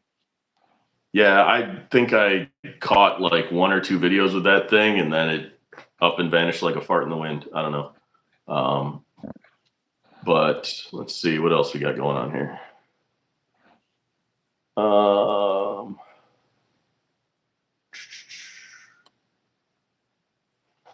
and just curious if anybody even remembers what the DHP power tuner was besides James. Like, there's probably two or three people left in the chat um, that still remember that thing. And the benefit I like of keeping that was I could access everything without having to buy credits, right? Except it only goes up to '04 because it wasn't like you can kind of custom mod, I guess, the 841 module on it, later version to get CAN bus going. But basically, oh, Joe, those old Monte Carlos, those pieces of crap. I'll talk about that in a second. But yeah, DHP was great for like the 97 to '03 era. They had almost every car mapped in the 3800 world and even in the 60-degree V6 world. So it was like open license for everything. It was great. And then in '06, '07, the last update came out and Charles kind of fell off the market. So HP tuners is now the only like marketed viable part. There's still like EFI Live and Tuner Cats and stuff, all these little guys off to the side, but the support and the familiarity is not as universal. So you have to kind of go with what the market has and what the GUI that is going to be useful for you, like seeing supported software on the screen. But yeah, so Sal's New York. Yeah, I don't even know where that thing went. We were talking about that car. Oh, fucking what's the name? Got it. Clint. Clinton, Wisconsin. He owns that car. He's actually trying to sell it now. It needs Oh, a really? yeah, it needs a transmission. That was a beautiful car. Like Sal Yeah, spent, it's I was telling you, he spent some money on that car, and he was running it at in New Jersey at the hell was it? English Town. There's the NHRA track there, which they have a ton. That was one of those early tracks that got closed by like HOAs and neighborhood Karens and stuff. yeah. But and because it was built in the middle of like suburbia New Jersey, so it was never long for this world, which sucks. But yeah, that was a cool car. I think he got that thing in the tens before he got rid of it, and yeah, that was a good build. Yeah, PCM Hammer. Those guys. I've been tinkering around on those forums, just seeing what's in there, and there's some good info there if you're really diving into the weeds. If you're just getting started, I would say get a hold of a basic HP tuners flash. Maybe get the initial tune from like ZZP or somebody, and then learn and scan, learn what normal looks like, so that you can learn what not normal looks like if you start troubleshooting. Or Yep. you can start doing baby edits to your file, so that you're like, hey, like I showed Terrell. I was like, hey, we tried this file. We're gonna add some fuel trying this file. So basically, you just shot me a phone call like, hey, I'm gonna load this other file and go take it out on the road and see how it runs. And he knew it was getting changed and he knew it was gonna work. um, S- Scott says I'm a contributor to the 3000 base code in PCM Hammer if you ever have questions. yeah, And let's see. I've known Scott since I installed his first 3/4 pulley 100 years ago on his Fiero. Like he was up in the Flint area with me. Um, So he's been around 100 years, just doing wild things. He threw nitrous in a turbo on it and went like nines real quick with it and parked it out in the back of his house afterwards or something. I don't know. There's so many stories out there in the 3800 world. Hey, Jeremy wanted to know what's your goals with the Turbo GXP.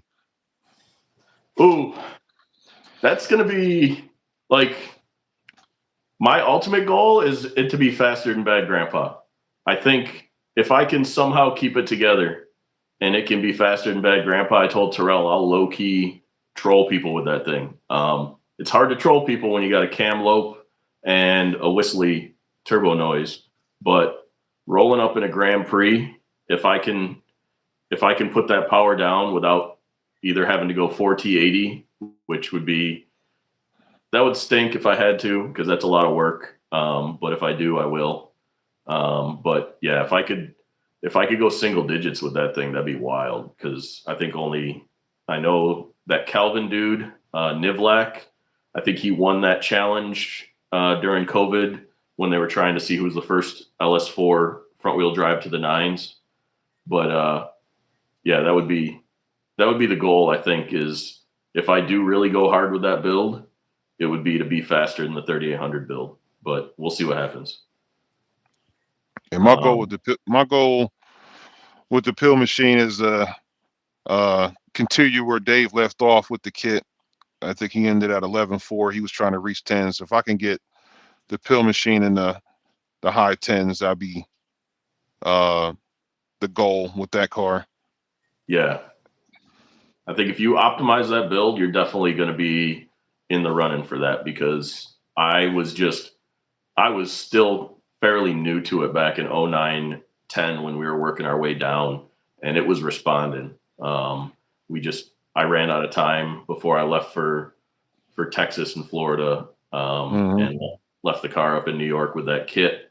By the time I got the car back a few years later when I bought it off of them, I didn't really mess with it until COVID, and I just said, "Screw it! I'm just going with the bigger pipe kit," and went went and put it in a box. So that kit's definitely got plenty of potential in it.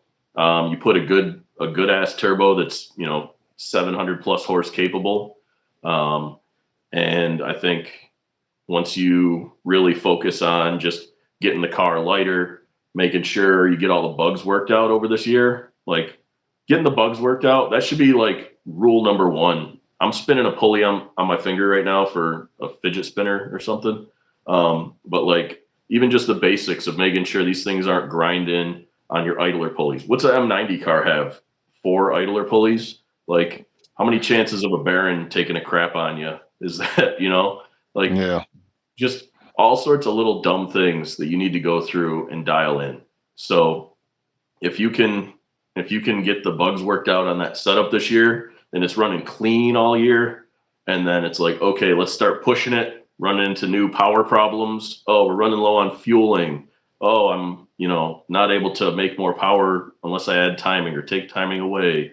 Whatever it's going to respond to. I'm trying to take weight away, run some lighter wheels and tire packages, all that stuff. Um, that's really what you need to be doing is just like that's what we got really good at back in the heyday in the early 2000s because we didn't have a lot of mods back then. It was all M90s. Nobody was really running turbos yet, so we were squeezing every minute like horsepower out of those things Yep. um, because that's all we had. So if you were running a 13.3, next week you were hoping to come back run a 13.2 or 13.1 with your rockers and like pulley and whatever else you got. You were squeezing because and that's kind of what trained me to say, okay, I've got this build. I'm running this fast. Let me keep this build and let me just make it better and better and better and better. Yep. Because like how long have you had that centrifugal set up on Hellboy now? Oh shit. I think I had it on there for about maybe 4 or 5 years now. And it's And it's still been getting through, better. yeah, there's been so many revisions and changing this and changing that because I mean the kits, I'm not in reinventing the wheel with that, but I can say that I'm taking that kit to the heights that had never been taken before.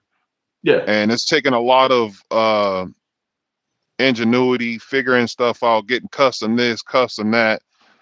It's not something you could just throw on and then start going thrashing. You just can't. It took a lot. And uh quality superchargers, Ed Labarge was like one of the biggest helps with that setup. And yeah, it came far, and it's pretty much at the end of the road. Uh, I just want to get it dialed in and then call it good. I could put a dual disc clutch so I can get some more torque out of it, but honestly, the way the top end feels now is it needs to stop because it's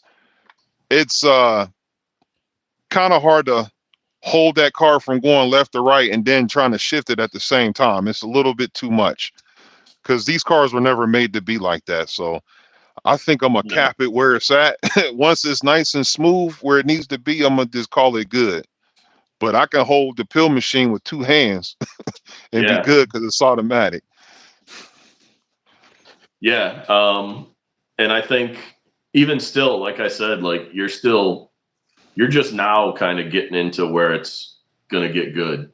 And it's been year after year of people watching you just chip away at whatever Yep. gremlins it had or whatever, like crunch points you ran into and speed bumps along the way of, oh, I need to do this to the transmission with your stick shift transmission or getting these pulleys good. Like I remember when they came out with that kit, when the Statema centrifugal kits, they came out with those before the turbo kits even. Because there was a guy out in Minnesota when I was out there that bought one, and he had it on his Monty, and that thing was a beast. But Hmm. they never really got to the heights they were supposed to. I mean, I told you, I've literally had ZZP's old race engine from Digital Ken in the trunk of my car because my buddy bought it off them after they went 10.9 in it. So that's really as far as they took that kit. And my buddy bought it to put under a Gen 5 and just take that XPZ build and he just runs around in it in Minnesota on a Gen 5 blower nowadays because ZZP and Statema just stopped building it. They built Matt M's wife's car and Ken Walsworth car, and that was about it. Couple customers and not much else. So you got a hold of, however many kits they really won or they really built, and it's one of what, a dozen or 2 dozen kits that probably got out in the market. Yeah. I was looking So in the comments. They talking about the I don't know if you know Cody.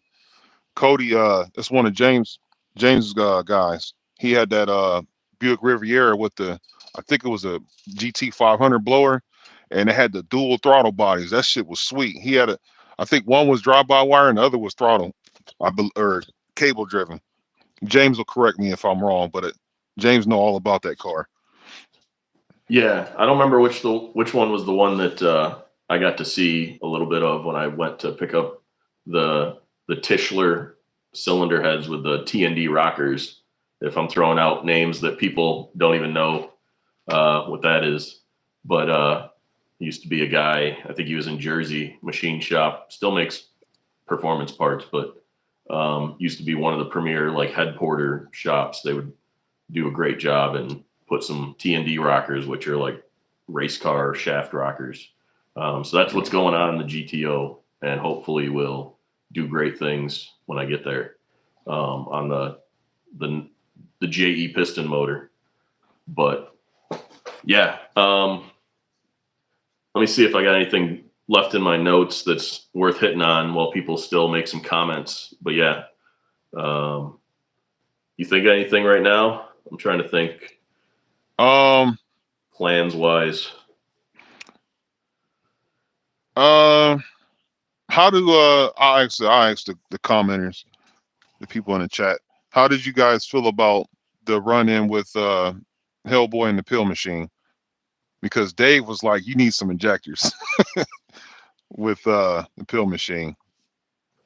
Yeah, and while they're commenting, I'll give a little insight. He's already at 20 to 22 millisecond injector pulse widths, which is, if you don't know, that's pretty much they're open the entire intake cycle, if that's the case, Yeah. which is near 100% duty cycle. So those 80 pounders are doing the Lord's work, keeping up with 14 pounds of boost right now. Going off of the math, how much air is being pushed out, where would you say the horsepower is at right now with the pill machine? Whew. I'd have to look. I didn't do the math on what a 3.5 inch tube with an LS7 at where we have the AFC turned down to is right now. but I did it just roughly off fuel consumption, and I would say it's somewhere north of 500, almost, uh, probably more than 500 at the crank for sure. And then what it puts down to the ground, we'll find out in a month. And if it seems like it can do more, we'll put more into it. And then once you are ready to go bigger, we'll go bigger. Yep. And James said that video was fake. oh, don't worry. There will be the unedited video of the white car beating the red car coming soon to a YouTube near you. Yep. I will make sure of it. Yeah. Knowing Dave, he'll be like, "Give me the keys to the pill machine. Let's run them both." And I'll be like, "All right, let's do it." Yeah, I'll go around the corner, take it, and take the injectors out of my car, swap them in, and program them in quick, and then be like, "We're ready to party." Yep. No, but off it, like the wife, she did her thing. Shauna, she drove the shit out of it. Yeah, She I did hope exactly what I she told thinks her to it's do. fun. And it'll be interesting to see, because that's basically like street level power for that thing. Because you turn it up and it's not going to be streetable. Yeah, As far as somebody just asked if if I'm gonna put the big injectors on. Dave wanted me to, but financially I can't right now. I think anyway, where me and Dave will have it dialed in at, I would rather keep it where it's at until I get the built transmission put in. Then I'll put the injectors on and then we'll turn it up from there. Because I want to get a tire on it too. Because yeah, those 20s are not just yeah, it, you got those really nice fuel injector clinic FIC injectors on your red car, and I got those. Was it fuel injection dynamic FID ones that you sent me, that I mhm. bought off you last year, and those are good 120, 130 pound injectors. They're both working good. And where else? I bought 80s off of Racetronics, I think, like 2 years ago when I started the ethanol switch. So I think if people are trying to buy outside of just ZZP, because either you were trying to shop around for price or they're not in stock with them, I was using Racetronics. You can look around anywhere that sells stuff for other platforms, as long as it's EP.1 injectors. If you got the old L67 style plug, EV6 if you got the newer ones, whatever you're looking for. Um, yeah, FIC if you're trying to go like high quality, they are definitely a quality performance. So there's plenty out there. But yeah, don't go buy Amazon or eBay injectors that are just like Just panda bear panda bear yeah, tier. just spend the money. Spend the Um, money. yeah, you want to go to a reputable site, and you definitely want to spend the money, because one of those screws up and you lose a hole, you're gonna lose an engine. And now Terrell's worried about losing a turbo, because it's gonna go right through the hot side, if it spits stuff out of there. So yeah, Yep. you got to be careful. Uh, Somebody asked, "What's going on for built transmissions? What are your plans for it?" Me and Dave are going to build our transmissions. We're going to just go ahead and just dive on in and So try to. I will say, for part wise, um, right now we're going to stick with probably the GXP chains, which are just basically the OEM chains from like '06 and up. But what used to be the single chain upgrade was the 4T60 chains from the early '90s, and they would have to get machined on a lathe real quick to receive our input shaft speed sensor, like reluctor wheel. Um, I might try to go to the junkyard sometime this summer and pick up one or two of those sprocket and chain sets. I mean, the reason they stopped getting sold is because you could no longer buy new replacements for those old cars. So, like even Triple Edge, he's probably got a few bouncing around his inventory, or he's picking up used ones at this point. I don't know, but getting those single chains is really one of the big hangups. I know there there's some people musing about using a transfer case chain of some sort, but you gotta do like weird stuff for that. So I just want to source some parts, see what's available, see if I can find some useful sprocket sets out of old like '93 Bonnevilles and Regals or something that I can just go snag from the junkyard before those things are all crushed, because those things are dinosaur cars at this point. That Yeah. if they're still on the road, it's because some grandma is just taking the most immaculate care of them, or they're literal rust piles falling apart. I don't know what Millsy's doing. In many in many aspects, I don't know what he's doing. But as far as a chain setup, I don't know if he's found some random transfer case chain that works or something else.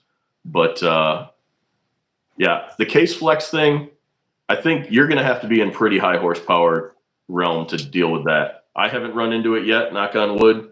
Actually, here's some real wood on my new toolbox. But case flex is like a really like up there issue that unless I start pushing even harder, I'm not really going to see a problem with.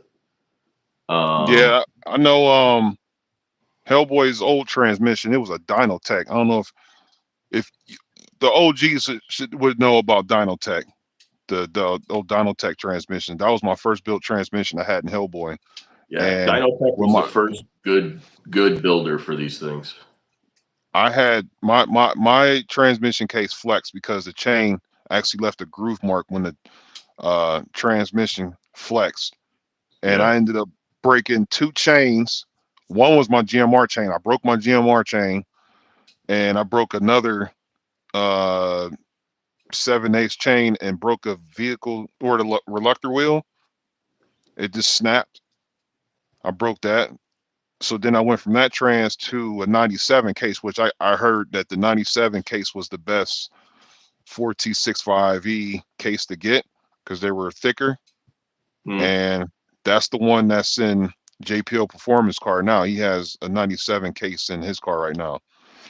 And that transmission's still alive, doing well. Yeah. Um, yeah, that's really kind of why these are the last two cars front wheel drive I'm going to play with, because once you go once you start messing around with different speeds and all this other stuff, um, you're still dealing with front wheel drive. So transmission details aside, like it's still like a limited platform, right?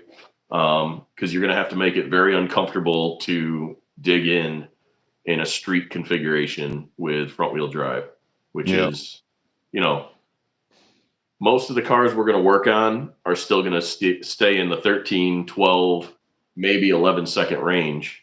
Um, and yeah, that's really where they're all going to live. So it's not too terrible. Yeah. But once you start pushing 11s, 10s, and beyond, like you're trying to do some stuff that's really stressing these things out. And like I said, you turn that white car up into that territory, and it's not going to be something that you can get much use out of. And then it turns into another Hellboy where you can only do roll racing with it, right? Yeah. Um, Yeah. so I definitely want to I definitely want to stick with this power plant into some other things. Like uh, James has done the same thing. He's been swapping it all around. He's built his twin engine Oldsmobile Cutlass. He's built his Cressetia, whatever you want to pronounce it as. Like he's got all these different platforms he's swapped it into because it's just beneficial to go that route. Yeah. And that's kind of where I want to take it. Like that's what you saw with the LS world. Like everybody started swapping them into Fox bodies or into insert platform here because they're in everything from a Fox body to a Tesla nowadays, right? Um, and even like people talk Fieros, but like Fieros, you're still dealing with the same Achilles heel if you still got to do a transverse transaxle, unless you Yeah. get really exotic with it. Like those Fiero guys, if they're still around, I haven't checked their form in a while, but those guys are dedicated to that platform. So if you ever want to dig into something and you get into the Fiero world, like those guys, they have decades of craziness that they've applied to those cars. Yep. But yeah, the Dynotech Regal, they set the record for that car at 10.8, I believe, 1088 or 1085. And that was way back in like 06 or 08 with a car tuning kit just turned up. So that was always kind of a number I was chasing, and I just really wanted to get to that point because I looked up to that guy. Like the parts and he passed away a few years back, and his sister had to sell off the car on the forums. I remember like 10 years ago, maybe. But Yep. but like there's a part in my differential. I got the GM Racing differential, and there's these little dissimilar metal washers that you got to put around the planetary gears that Transgo makes that you can swap in there. And I did that when I first installed that differential 15 years ago. So, yeah, there's just tons of little things here and there that you want to do. But yeah, like with Bad Grandpa, one of my future plans is like, do I want to go full race car with it or not? Because if I do, that might mean I'd start doing a bunch of weight reduction. Because those things, that car is full weight for sure. Like I'm knocking on the door of 10-second quarter miles with a full weight Buick Regal. And I know James helped build something like that out there. And I also know that people do weight reduction on them, and that helps the transmission last more too, because now you're having to pull less weight down the track. So if I do race seats, I found some nice race seats that kind of fit the interior aesthetic a little bit, and then put at least a 6-point cage into it. So yeah, I kind of want to go full race car with that car, where it's still driving on the street, but probably a lot of deletes going on. AC, unfortunately, I'll probably get out of the way just so I have some space to work around for troubleshooting and kind of quick repairs. If I'm out doing a drag and drive or something and I need to swap an engine out or swap something else out, that's just one less system that I have to unbolt and dig around while I'm like quick changing an engine if I pop something or whatever. So yeah, a lot of deletes would probably help a lot. Yeah. But Yep. that's kind of the same thing on your white car, right? Yeah, exactly the same. I want to be told I want to get kicked out the track with that car. That'd be my goal. I gotta get kicked out because I got to put a roll cage in. That'd be the bar for me. Yeah. I'll never reach that with Hellboy. It's just not happening. And I'm Yep. all right with that. Like I said, I built that car to be a street car anyway. So you know, I shouldn't Yeah. have I went think, to let's make it look all pretty and stuff if I was trying to make it into a track car. But for what it is, it's enjoyable for a street car, and it'll do the job for sure. But me and Dave was talking about when we link up for the dyno to run Hellboy against Bad Grandpa, and I'm going to lose. I don't know. I'm not We gonna got to beat see. that car. We'll see Racing is though. racing. I Yeah, will man. not be mad, even if it's like both of them running clean and you win. Like I am not going to be mad because that car's a beast, and you know they call it racing, they don't call it winning, so nothing's guaranteed, right? Yep. So Uh, I hope I will do my darndest to make sure that I hopefully pull on you a little bit, but we'll see. I still gotta finish up the project I'm working on and then get mine in here to get the fuel system ready. And I've only got a few weeks, and I'm working basically all the way up until the week before I come visit in Ohio. So once that happens, because I'm gonna put it on a trailer and drive it out there just so you know I'm not wearing out all these unicorn transmission parts as little as possible. yeah. Um, that's really the main thing. Like I've road tripped that car before when I still had the Z7 kit on it. I was down in Florida, brought it up to Atlanta to go to, I don't know, like a Falcons game. I had a buddy that was a Falcons fan, drove it, 8 hours up and back. But ever since then, like if it's going more than an hour, I'll just tow it because Yeah. I just don't want to wear that stuff out. Like I said, we have a limited market, and I don't want to destroy It, parts that I exactly. I mean, somebody asked what tires I got on Hellboy. I got Nitto Envios on there, but picking back of what he just said about trailer in the car, like Hellboy has an F-23. So if I bust an axle because everything is custom, I'm fucked. And then um, you can't buy those transmissions new. Nobody. Well, some people may know the limits, but majority don't. Uh, and like the jack shaft, if you watch the one video I posted when I was at the track, I had air ride on the car, so my suspension was super soft, and the track was sticky. So when I went to launch it, the car shook so damn bad, I lost the shifter off my hand, and then on top of that, I thought I busted my jack shaft because my jack shaft is my motor mount. So that jack shaft is taking all the stress. If that thing bends, that's it for the Navi kit. We're done. And I can't just go buy that kit again. And that jarring was not the move. Y'all seen how many times I done broke the bolts in the head with that kit. I had to get custom studs done so it don't break no more. That's why I'm just like, nah, I don't want to do that with that car. But let's see what else we got going on. Uh Yeah, the GTO is sitting.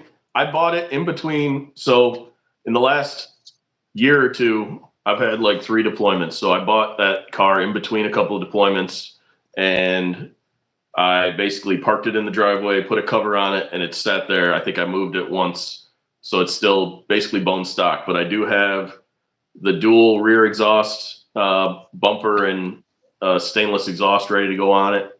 And then I'm probably going to drive it stock this year. I'll put plates on it, and because I'll get used to driving the T56 before I do the swap. That way, I'm comfortable in the car. I'm enjoying the car for the summer, and between that, the GXP, Bad Grandpa, and then I just put a bunch of work into my F-150 EcoBoost to make sure that that thing's good for towing cross country because it's got all new timing set and everything, so it's all freshened up. Yeah, I've got projects on project. I told Terrell, I'm like, I'm good through retirement, like before I'm done with projects. So yeah. I've got stuff like a queue of things just in my head and in my driveway waiting to go. So I will try to get as much going this year as possible. I think getting motivated by talking with you guys, talking with Terrell, he has definitely like kept me inspired with his enthusiasm over the past like 5 years, watching him kind of get his stuff going. And I think being able to at least bounce ideas off somebody, even if me and him talk and we know what we have to do on our own setups, but we just want to BS with somebody that can at least talk to similar like troubles. Like, hey, I'm having trouble with my 500 plus horsepower 3800 front wheel drive W body piece of crap on the street. And it's Yep. like, yeah, me too. Like, how many Yep. people can you talk to about that? You Yep. know? So, and that's like a little bit like humble brag, but it's also like it lets you know what kind of issues you're getting into if you do mod a car to this level on these silly things. Whether it's with a 3800, with an LS4, which, in my mind, I'm like, all right, these things are going to be, crazy. There's a whole LS4 community that I've only like kind of dabbled in since I bought that car back in 2014 or 13 or whenever I bought it. Yep. But I initially bought that car not to work on it. I was like, all right, my GTP rusted out. I just need a commuter car. It was my only vehicle back, 10 years ago. So I'm like, I'm buying this car to leave alone. And it was a great car. GXPs are awesome as far as like a daily driver, except for the transmission, which eventually bit me. I got that video two-part video of me pulling that transmission finally. But up until then, and even afterwards, it's a great car to buy. It's just that working on that engine is shoehorned in there. I could see why back in the 90s, GM did an LS1 swap on like the old GPX or whatever, or GXP, whatever concept car. And then they didn't do it until they were running out of ideas when they stopped making F bodies in the early 2000s. Yeah. So yeah, modding that is going to be a project. I'm excited and scared. I don't know. Well, yeah, I've already got the intake swapped on it. It's got an LS2 ported intake, LS2 90 millimeter throttle body, a 4-inch tube with an LS7 MAF, and just a 4-inch coupler to a intake right now. So it's basically just intake and exhaust, ZZP downpipe. So Yeah, you're gonna do a shakedown with that setup first, right? yeah, I want to see what it does at the local track here. Joe in the comments will probably get his Coyote Mustang spanked by it. We'll see. I beat him when I got him off the line one time, but then once we were taking off even, that Coyote obviously still has some legs on a bone stock 5.3, but now it's a lightly modded 5.3, and I'll try to sprinkle some timing on it and whatnot and get the air fuel as optimized as possible. So we'll see what happens. So what do you got planned for content, upcoming content? I don't know what happened. Okay, like, we're good. What do you get? Yeah, so I think right now I've got this Regal I'm working on. I'm going to put out a quick video on the pain that is doing an in-car cam install. It originally went well, right? I said back in the day I did my original XP cam install in like 05 or 04 in the car because that was just how you do it. But I tried to tell him to pull the motor. Yeah, I've got the engine. The engine hoist ended up hooked up to it just because I ended up doing some extra crap. It would have been about 10 more bolts and that engine would have been out of there. Oh man. But I was the whole idea was like, oh, I can do it in the car. So I recorded some of it. I'll try to put something together and post it. Hopefully this week I'll catch some time and post a video about just doing an in-car VS cam install. And I'm not going to try and hit all the like bolt for bolt stuff like you were trying to do on some of your builds, but I'll just basically go over like, hey, just FYI for anybody that hasn't played this game yet, this is what you're doing. And then kind of, I think I'll try and get in there. I've already tuned this car back when he was just running like a 3.4, 3.5 pulley setup with a downpipe and spark plugs and the basics intake.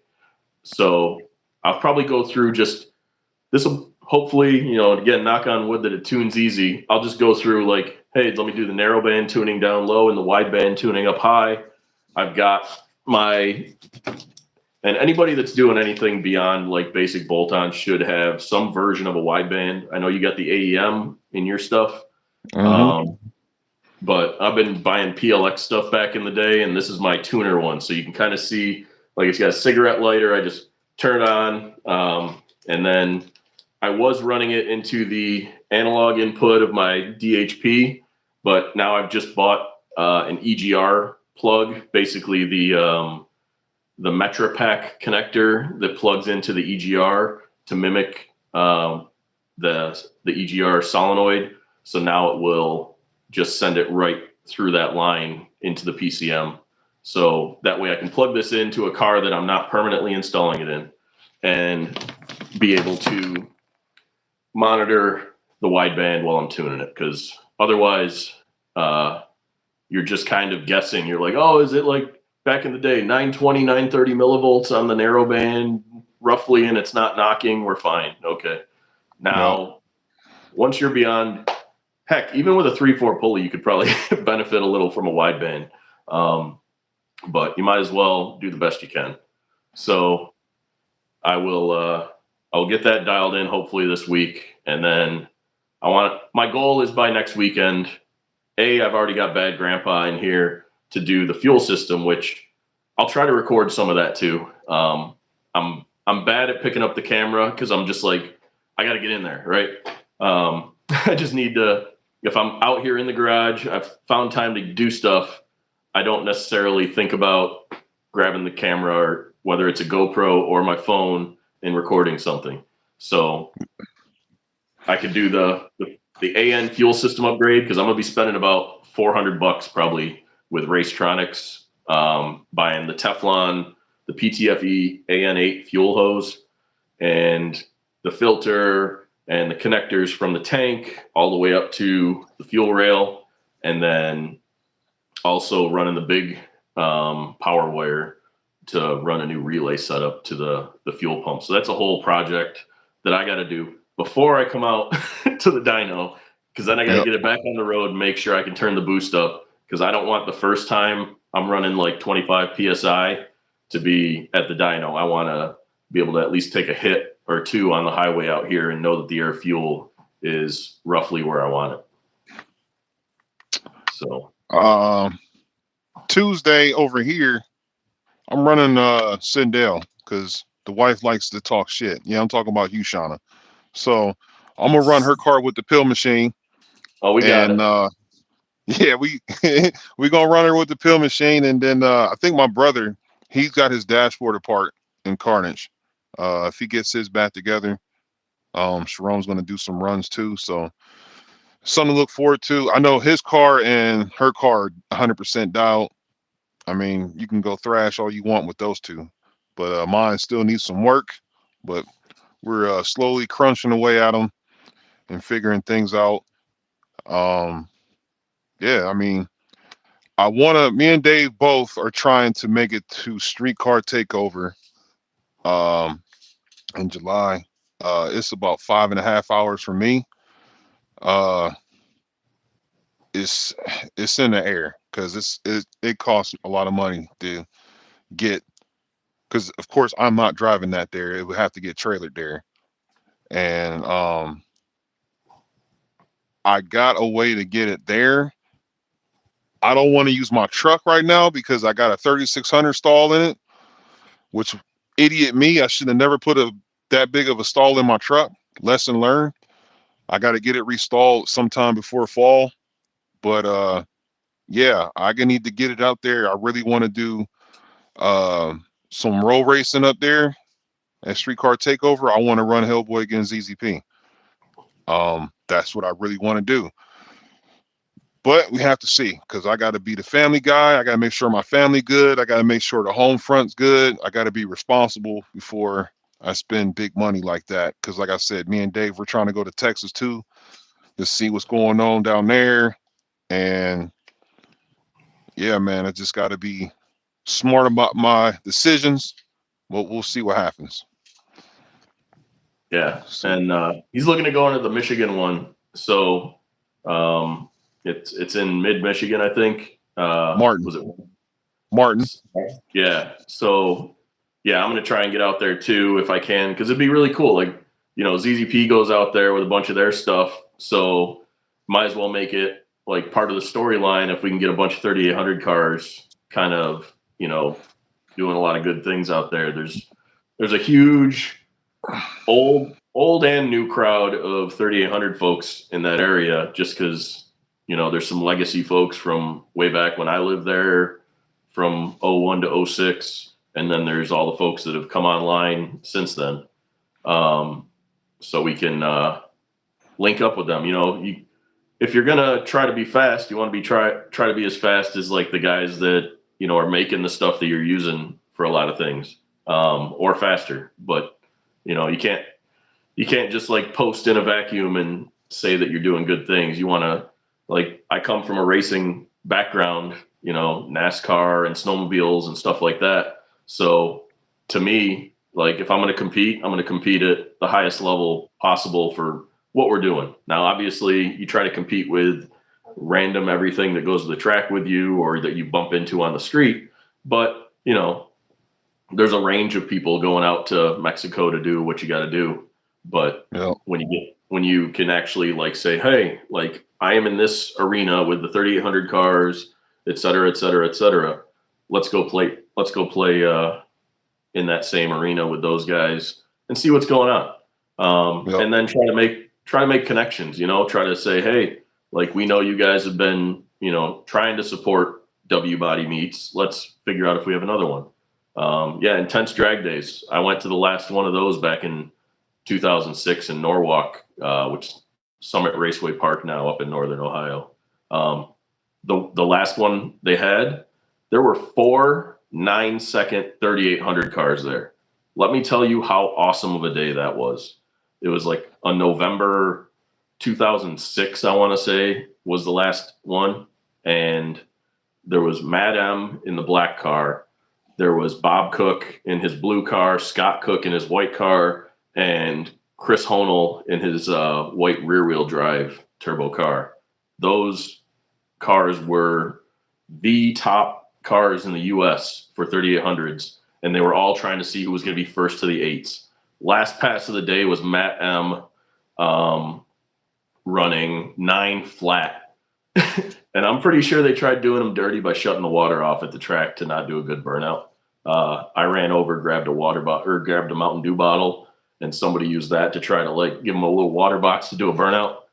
But yeah, so like stuff like that used to happen like hardcore from like I would say 2000 to 2006, and then it's kind of wavered. They have that one little W body meet, everybody's kind of 3,800 gathering, and that's really all that's been going on. So what else we got? Fancy tricks for the L67 cable with the North Star. No. Oh, They work. Which what's part? when you put the cable in? Like if you look on the damn, I wish I had a North Star, but where the part where you put the cable in, if you look on the bottom, you'll see there's like a hole on both sides. Take a pair of needle noses and put like the cable will have like a bar like this, right? You take a Yeah, pair of needle noses and put it in like this. Okay, all right. See that see that right there? Okay, drop the cable. It's like this. Drop it in vertically right there as pictured, and then once you get in there, twist it. Don't worry about those flaps right there bending. It's so they'll bend a yeah, little bit, but you wanna twist once you get it in there flat. You want to twist it so it's vertically like this, and they're inside both sides of those holes. yeah. You'll want it kind of symmetrical, like basically it'll be flush-ish with both sides of that. Yep. So, yeah, it it's not easy, but if you just get a very very small flathead, um, either like just a little small flathead that you can fit in there, or even a pick. But this kind of gives you a little bit more Yep. surface area to work with, so you can just get something like that in there, so you can kind of just work it around, and Yep. it'll go. Leave it to the homie Dave that has spare parts. Good looking out, Dave. I had to pick which North Star I was going to pick up. So So, if anybody knows, if anybody ever remembered Brian Teal, when he got out of the market, I bought up all of his adapters back in the day for the old 90s North Star throttle bodies, which he didn't have too many left, but I used them for a bunch of installs. And now I only have like 1 or 2 left that I use on my stuff. But yeah, if you're going North Star, you just got to pick up like an adapter from either Marketplace, if you can find a deal on one, or ZZP or whatever. But the homie, yeah, the homie 618 Dreams asked when we plan on coming to Texas. ooh, I Um, don't know. I'll I have to see what's going on.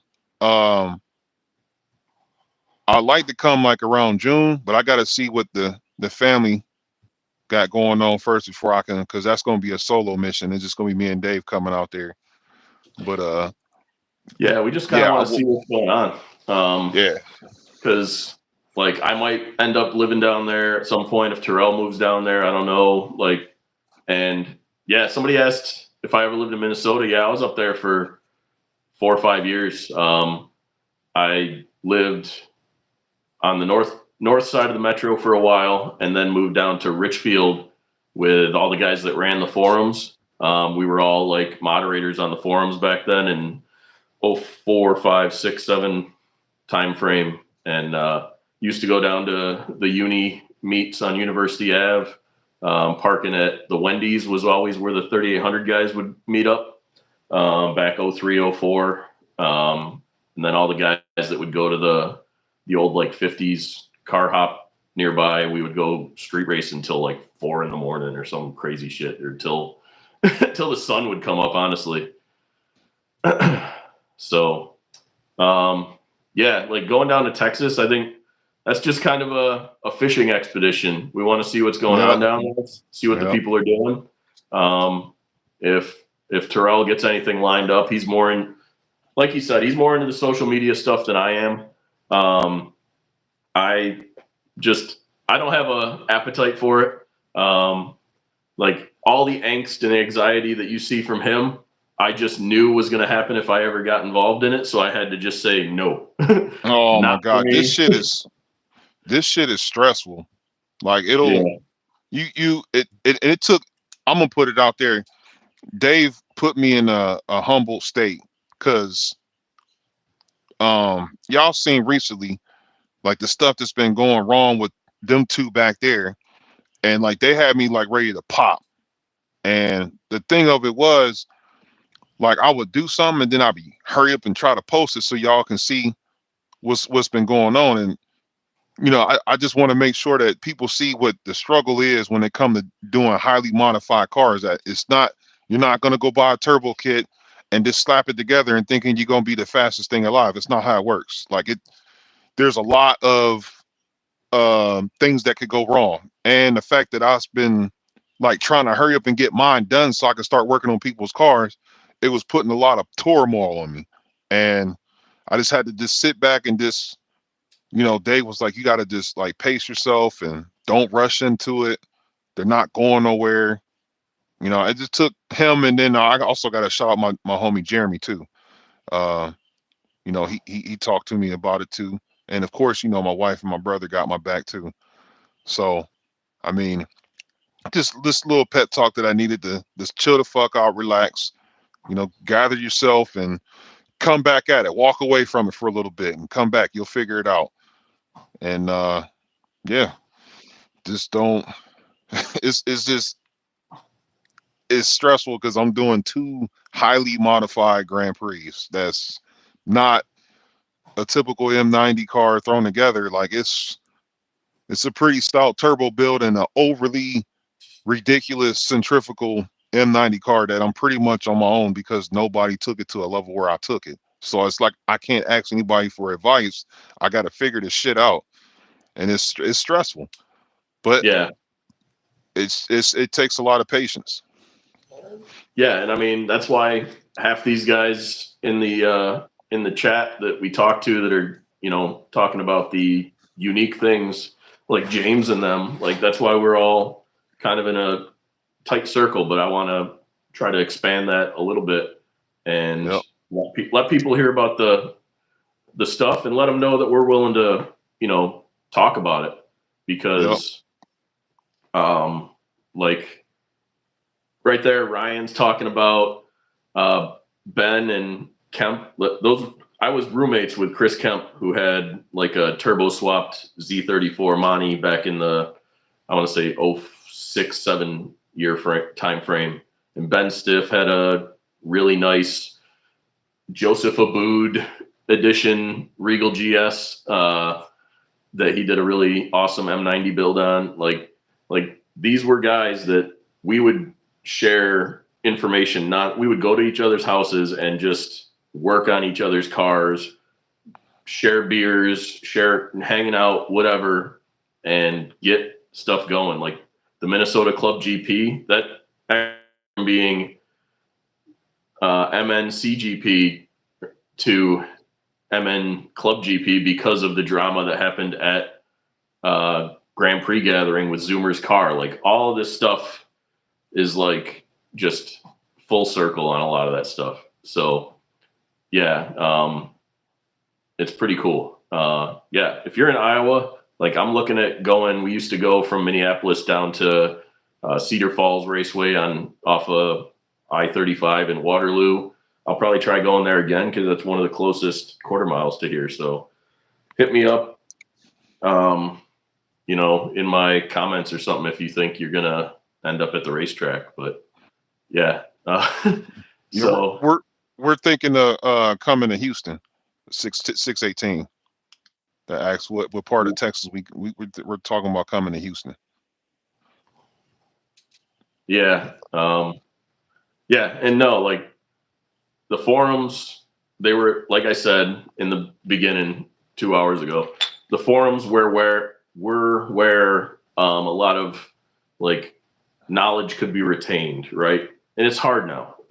It's hard to come up with where you can see that. Like Facebook isn't built for that. It's built for constant engagement. Like whoever Yeah. posts the most is the most popular, regardless of if whoever posts the most doesn't knows the most. You know what I mean?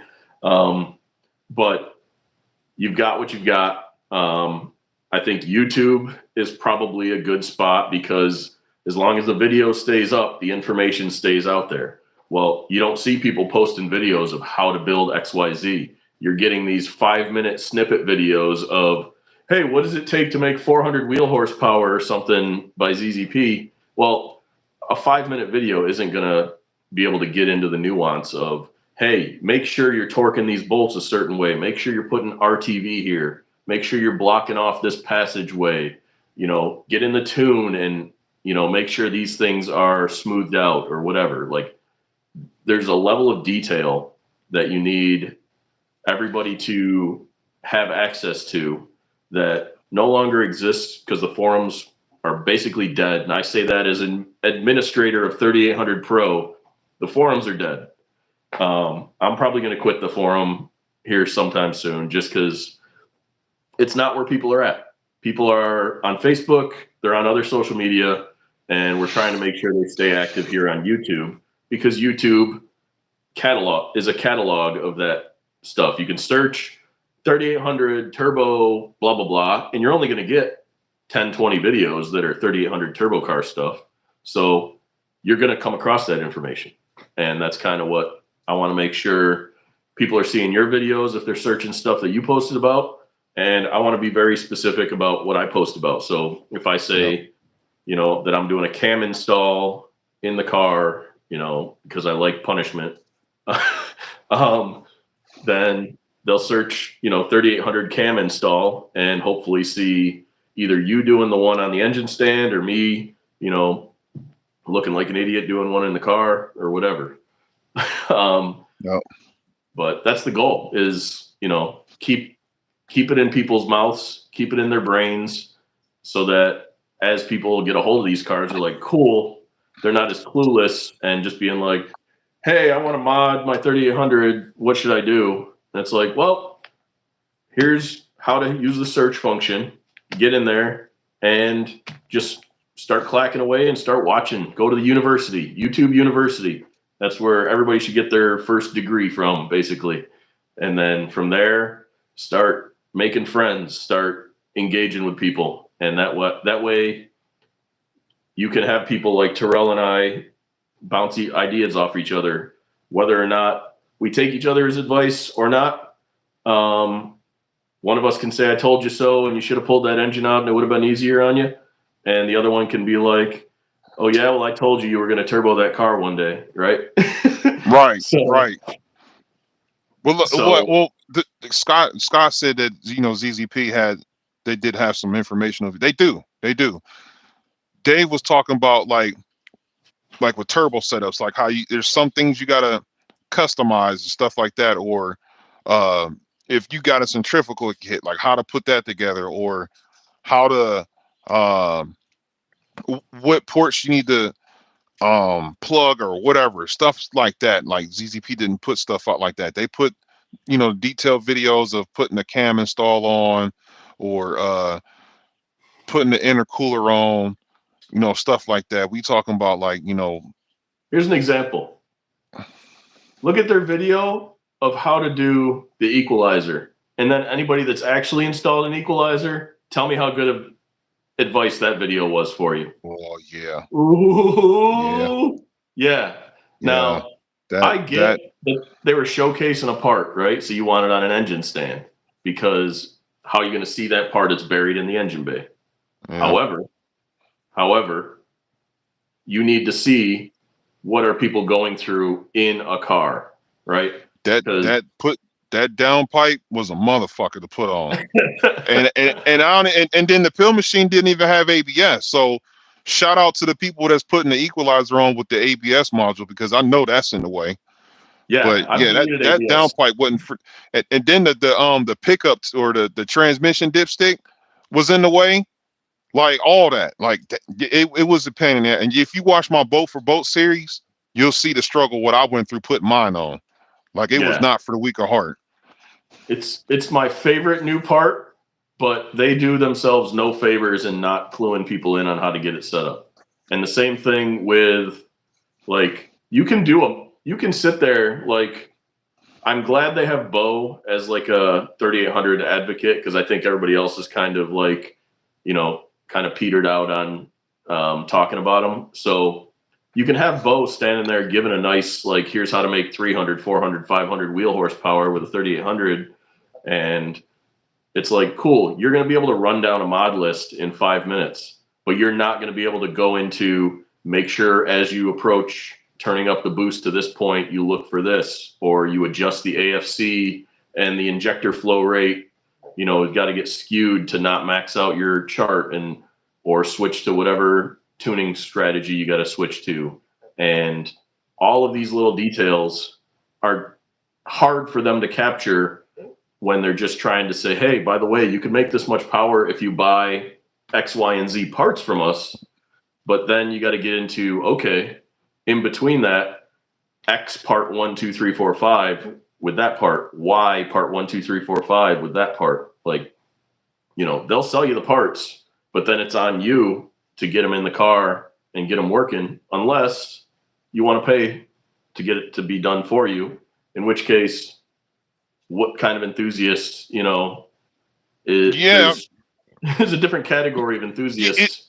and on top of that, like they made the product and they tested the product countless times, so they know exactly how it goes in. So when they do it, it's actually easy because they did it consistently a bunch of Yeah. times, test fitting and everything else. When the consumer, we never put the shit together. This is the first time we putting it in, and it's like, damn, they're making it look easy. Best example, you go to an amusement park, right? You know they got the glass bottles lined up and they got the ring and you supposed Yeah. to like just throw it in. And the guy that's showing you how to do it, he does it every time, makes it look easy. And it's like, oh, I can do it. And then you do it and you can't do it. Or like the little pie, or it's like a circle and you get these three discs and you got to try to Oh yeah. like fill the circle and they do it like it's just so easy, but it's not. It's the same thing. Like I love that you they compared made it it to look a easy, but it's carnival. not. Yeah. I love that you did a carnival comparison. But yeah, like, because it's going to benefit them to have people better using the parts that they sell. And that's kind of the other thing that my goal of engaging more with what you're doing, posting all the time, keeping Mm-hmm. people thinking about modding and getting them motivated to mod, so that if you have success with your 3800 mods, you're going to buy more 3800 mods, right? Yep. So it benefits everybody because then if they make more 3800 mods, then I can buy more 3800 mods, Yep. right? It's a self-fulfilling prophecy, and it just a high tide raises all ships if that's the case. So yeah, I want people to do better things with their 3800 work and their W body modding and stuff like that, because growing the community a little bit is what will grow the market. And it'll be back to hopefully you get more vendors competing, because right now ZZP is competing with themselves, right?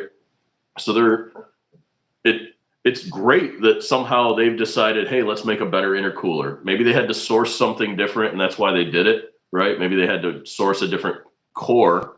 So they're like, we're making a thicker intercooler. Let's advertise it as thicker. Who knows if that's what happened in the background? Maybe they were just like, let's make it better to get lower intake temps. I don't know. Choose a little column A, little column B. Who knows? But they came out with a new part. That's great.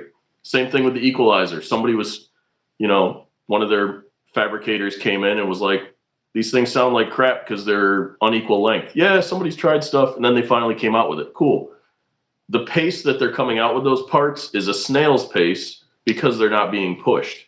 What if there was an Intense 2.0? What? Yeah, Ford probe cores back in the day. I got one sitting here.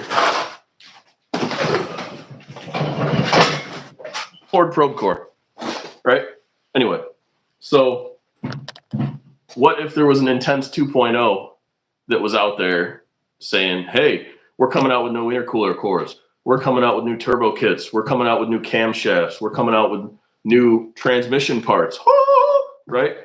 All of a sudden, you've got a rejuvenated vendor competition where it's like, oh, they're coming out with new transmission chains, right? Say that Millsy chain starts getting bought up because people are thirsty for it because they want to see if their 4T65 can hold together for a little bit longer.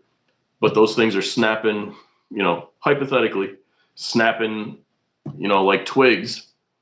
But it forced ZZP to say, hey, they're starting to go in this other direction to, a different vendor.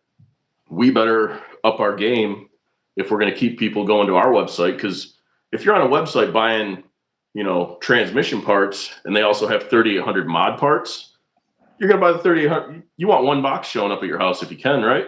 Get it all from Amazon, whatever.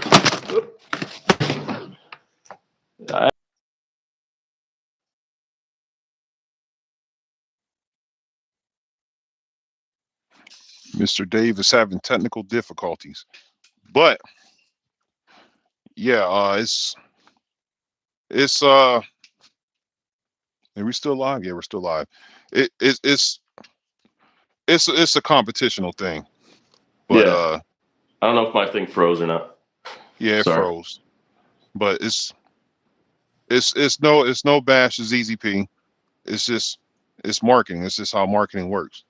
Yeah. So I'm At the hoping end, more people means more customers means more, growth. yep. And that's all we want to see. We want to see the platform win. Unfortunately, all we got is ZZP. We ain't got nobody else right now. Yeah. So we don't want them to be like, this platform is dead. We ain't making no more parts. Like we want to see ZZP and everybody else win because as long as they producing parts, then the platform's still alive. You can think of it like you're running a marathon race, right? Right now, they're the only ones running.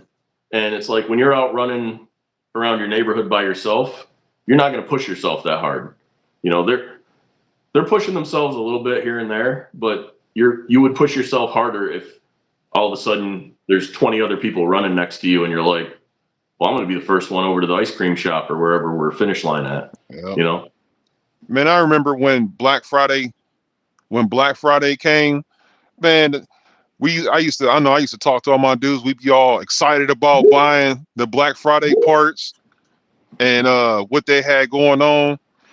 And it's like now it's like, oh, it's Black Friday. Yeah. Like the website used to crash. Yeah. Like, It was rowdy. It was rowdy. So yeah, I think that's the goal for what we got going on is get get people excited, get the market. get the market booming, keep ZZP happy, and You should probably pick up, start off with a decent one. You shouldn't be jumping one of these bottle caps right away. yeah, And then everywhere in between. So that's the goal. Just get people informed. We'll try to put out good content. And like people that watch this, freaking do your own content. Like get stuff going. It's going to help all of us. If you're doing a build, you record it. Some people may comment. If it's like straight negative, ignore it. Like, don't even engage. Yeah, But if don't it's engage like, into it. like, And don't. hey, FYI, I saw you put on just regular Felpro intake manifold gaskets, but like these are the holy grail. Like, get your aluminums in there so that it's good for the long haul. Like, just basic insight people are going to give you in the comments, because some people don't post videos. They're just going to post comments because that's how they engage, and take the advice. Yep. As long as we can keep, ZZP making money, then we'll keep getting parts. So Somebody's talking about this right now. So the reason they made this, and I'm going to go to the inventory one more time. this cat got he got all the Dave something something else. The reason they made this is because these dual roller timing chains do not work with the, like, some people have run them with the stock chain or the stock chain tensioner, but these are actually made to work on this. So I picked this up to eventually go on one of my cars once I get to that point, because I've got this on every engine that I build has a double roller, except for the one I'm working on right now. I'll be definitely getting that for the fleet as well too, if I ever got to take the motors apart. I know the pill machine got to come out eventually for that transmission. Pro tip: Rock Auto. Oh, my lights flickered. Rock Auto is where you want to get like most of your generic car part replacement shit. Zoomer actually put me onto them 20 years ago when he didn't have a belt size that I needed. He's like, hey, go to Rock Auto.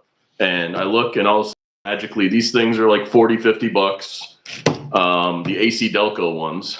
And then every other part under the sun that I've picked up in recent years, they're way cheaper. And it only takes, a couple days if you're not in a rush. If you're in a rush, you can still do your research on Rock Auto and then maybe go to the parts store and do what you got to do.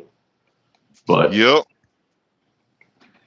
I don't think they've been doubling the gasket. I think they're just using their new like home cut Garlock thick ones for the clearance, because it's either that or you get the slightly machined cover for the oil pump. Because Yep. if you remember way back in the day, I snapped one of these because it started rubbing on the cover, and that's what kind of kicked off a lot of the drama on the forum. But what else we got? Yeah, man, make some videos. Lower intake manifold. Yeah, I gotta do a little bit of work on one. So this Regal, I'll put it in the video hopefully this week, because either tonight or tomorrow I'm gonna plug the intake or the coolant ports on the lower intake and make sure the EGR cap is on there good, and open up the coolant passage down under the side cover. So I got a little bit of work to do on one as well. I'm pretty much done wrenching. It's just dialing in is where I'm at. So yeah. Well, I think we'll end it right here. Just drill and tap. Terrell needs headroom for a lift. I do. But I'm gonna just work with what I got for now, and then if everything comes white, I'm an idiot. Right. If everything comes out right, I'm gonna build a shop with a lift on the other side of my garage. We'll see what happens. I don't want to say what's gonna happen and it don't happen, but yeah, I could just say we'll see where things go. That's the best I can tell you. So yeah, well, I hope you guys enjoyed what the hell you got going on episode 1. I had a good time. You had a good time, Dave. Oh, we had a pretty good time. We covered a bunch of stuff, hopefully, and I hope people get some ideas. Leave some comments in your videos. I'll post some videos finally, so people can comment on that, and we'll just try to keep the dialogue going. Yeah, well, maybe we'll do an episode 2 next Sunday, and me and Dave will talk behind the scenes about what we can discuss, and just have a good old time, and then maybe we'll select one of you guys in the comments to join the stream, and me and Dave will you know ask you guys questions. We'll do like 5-minute segments of whoever we talking to, and then we'll get another person to join the live, and we'll talk to them and stuff like that. So it's an idea. This is something new we trying out to see what the hell is going on. Yeah, So I mean, we gotta keep people informed, or they think we're not doing anything. We're just sitting on whatever happened in the last video we posted. yeah. All right, man. Well, we're gonna go ahead and end it, man. We'll catch you guys on the next one. Hey, have a good one. My YouTube channel is Oh, DEZL Dave 961. I think Terrell's linking it. yeah, I'm gonna link his YouTube channel in the description. Dezldave 961. Yeah. So Yep. all right. All right. Thanks. Later, guys.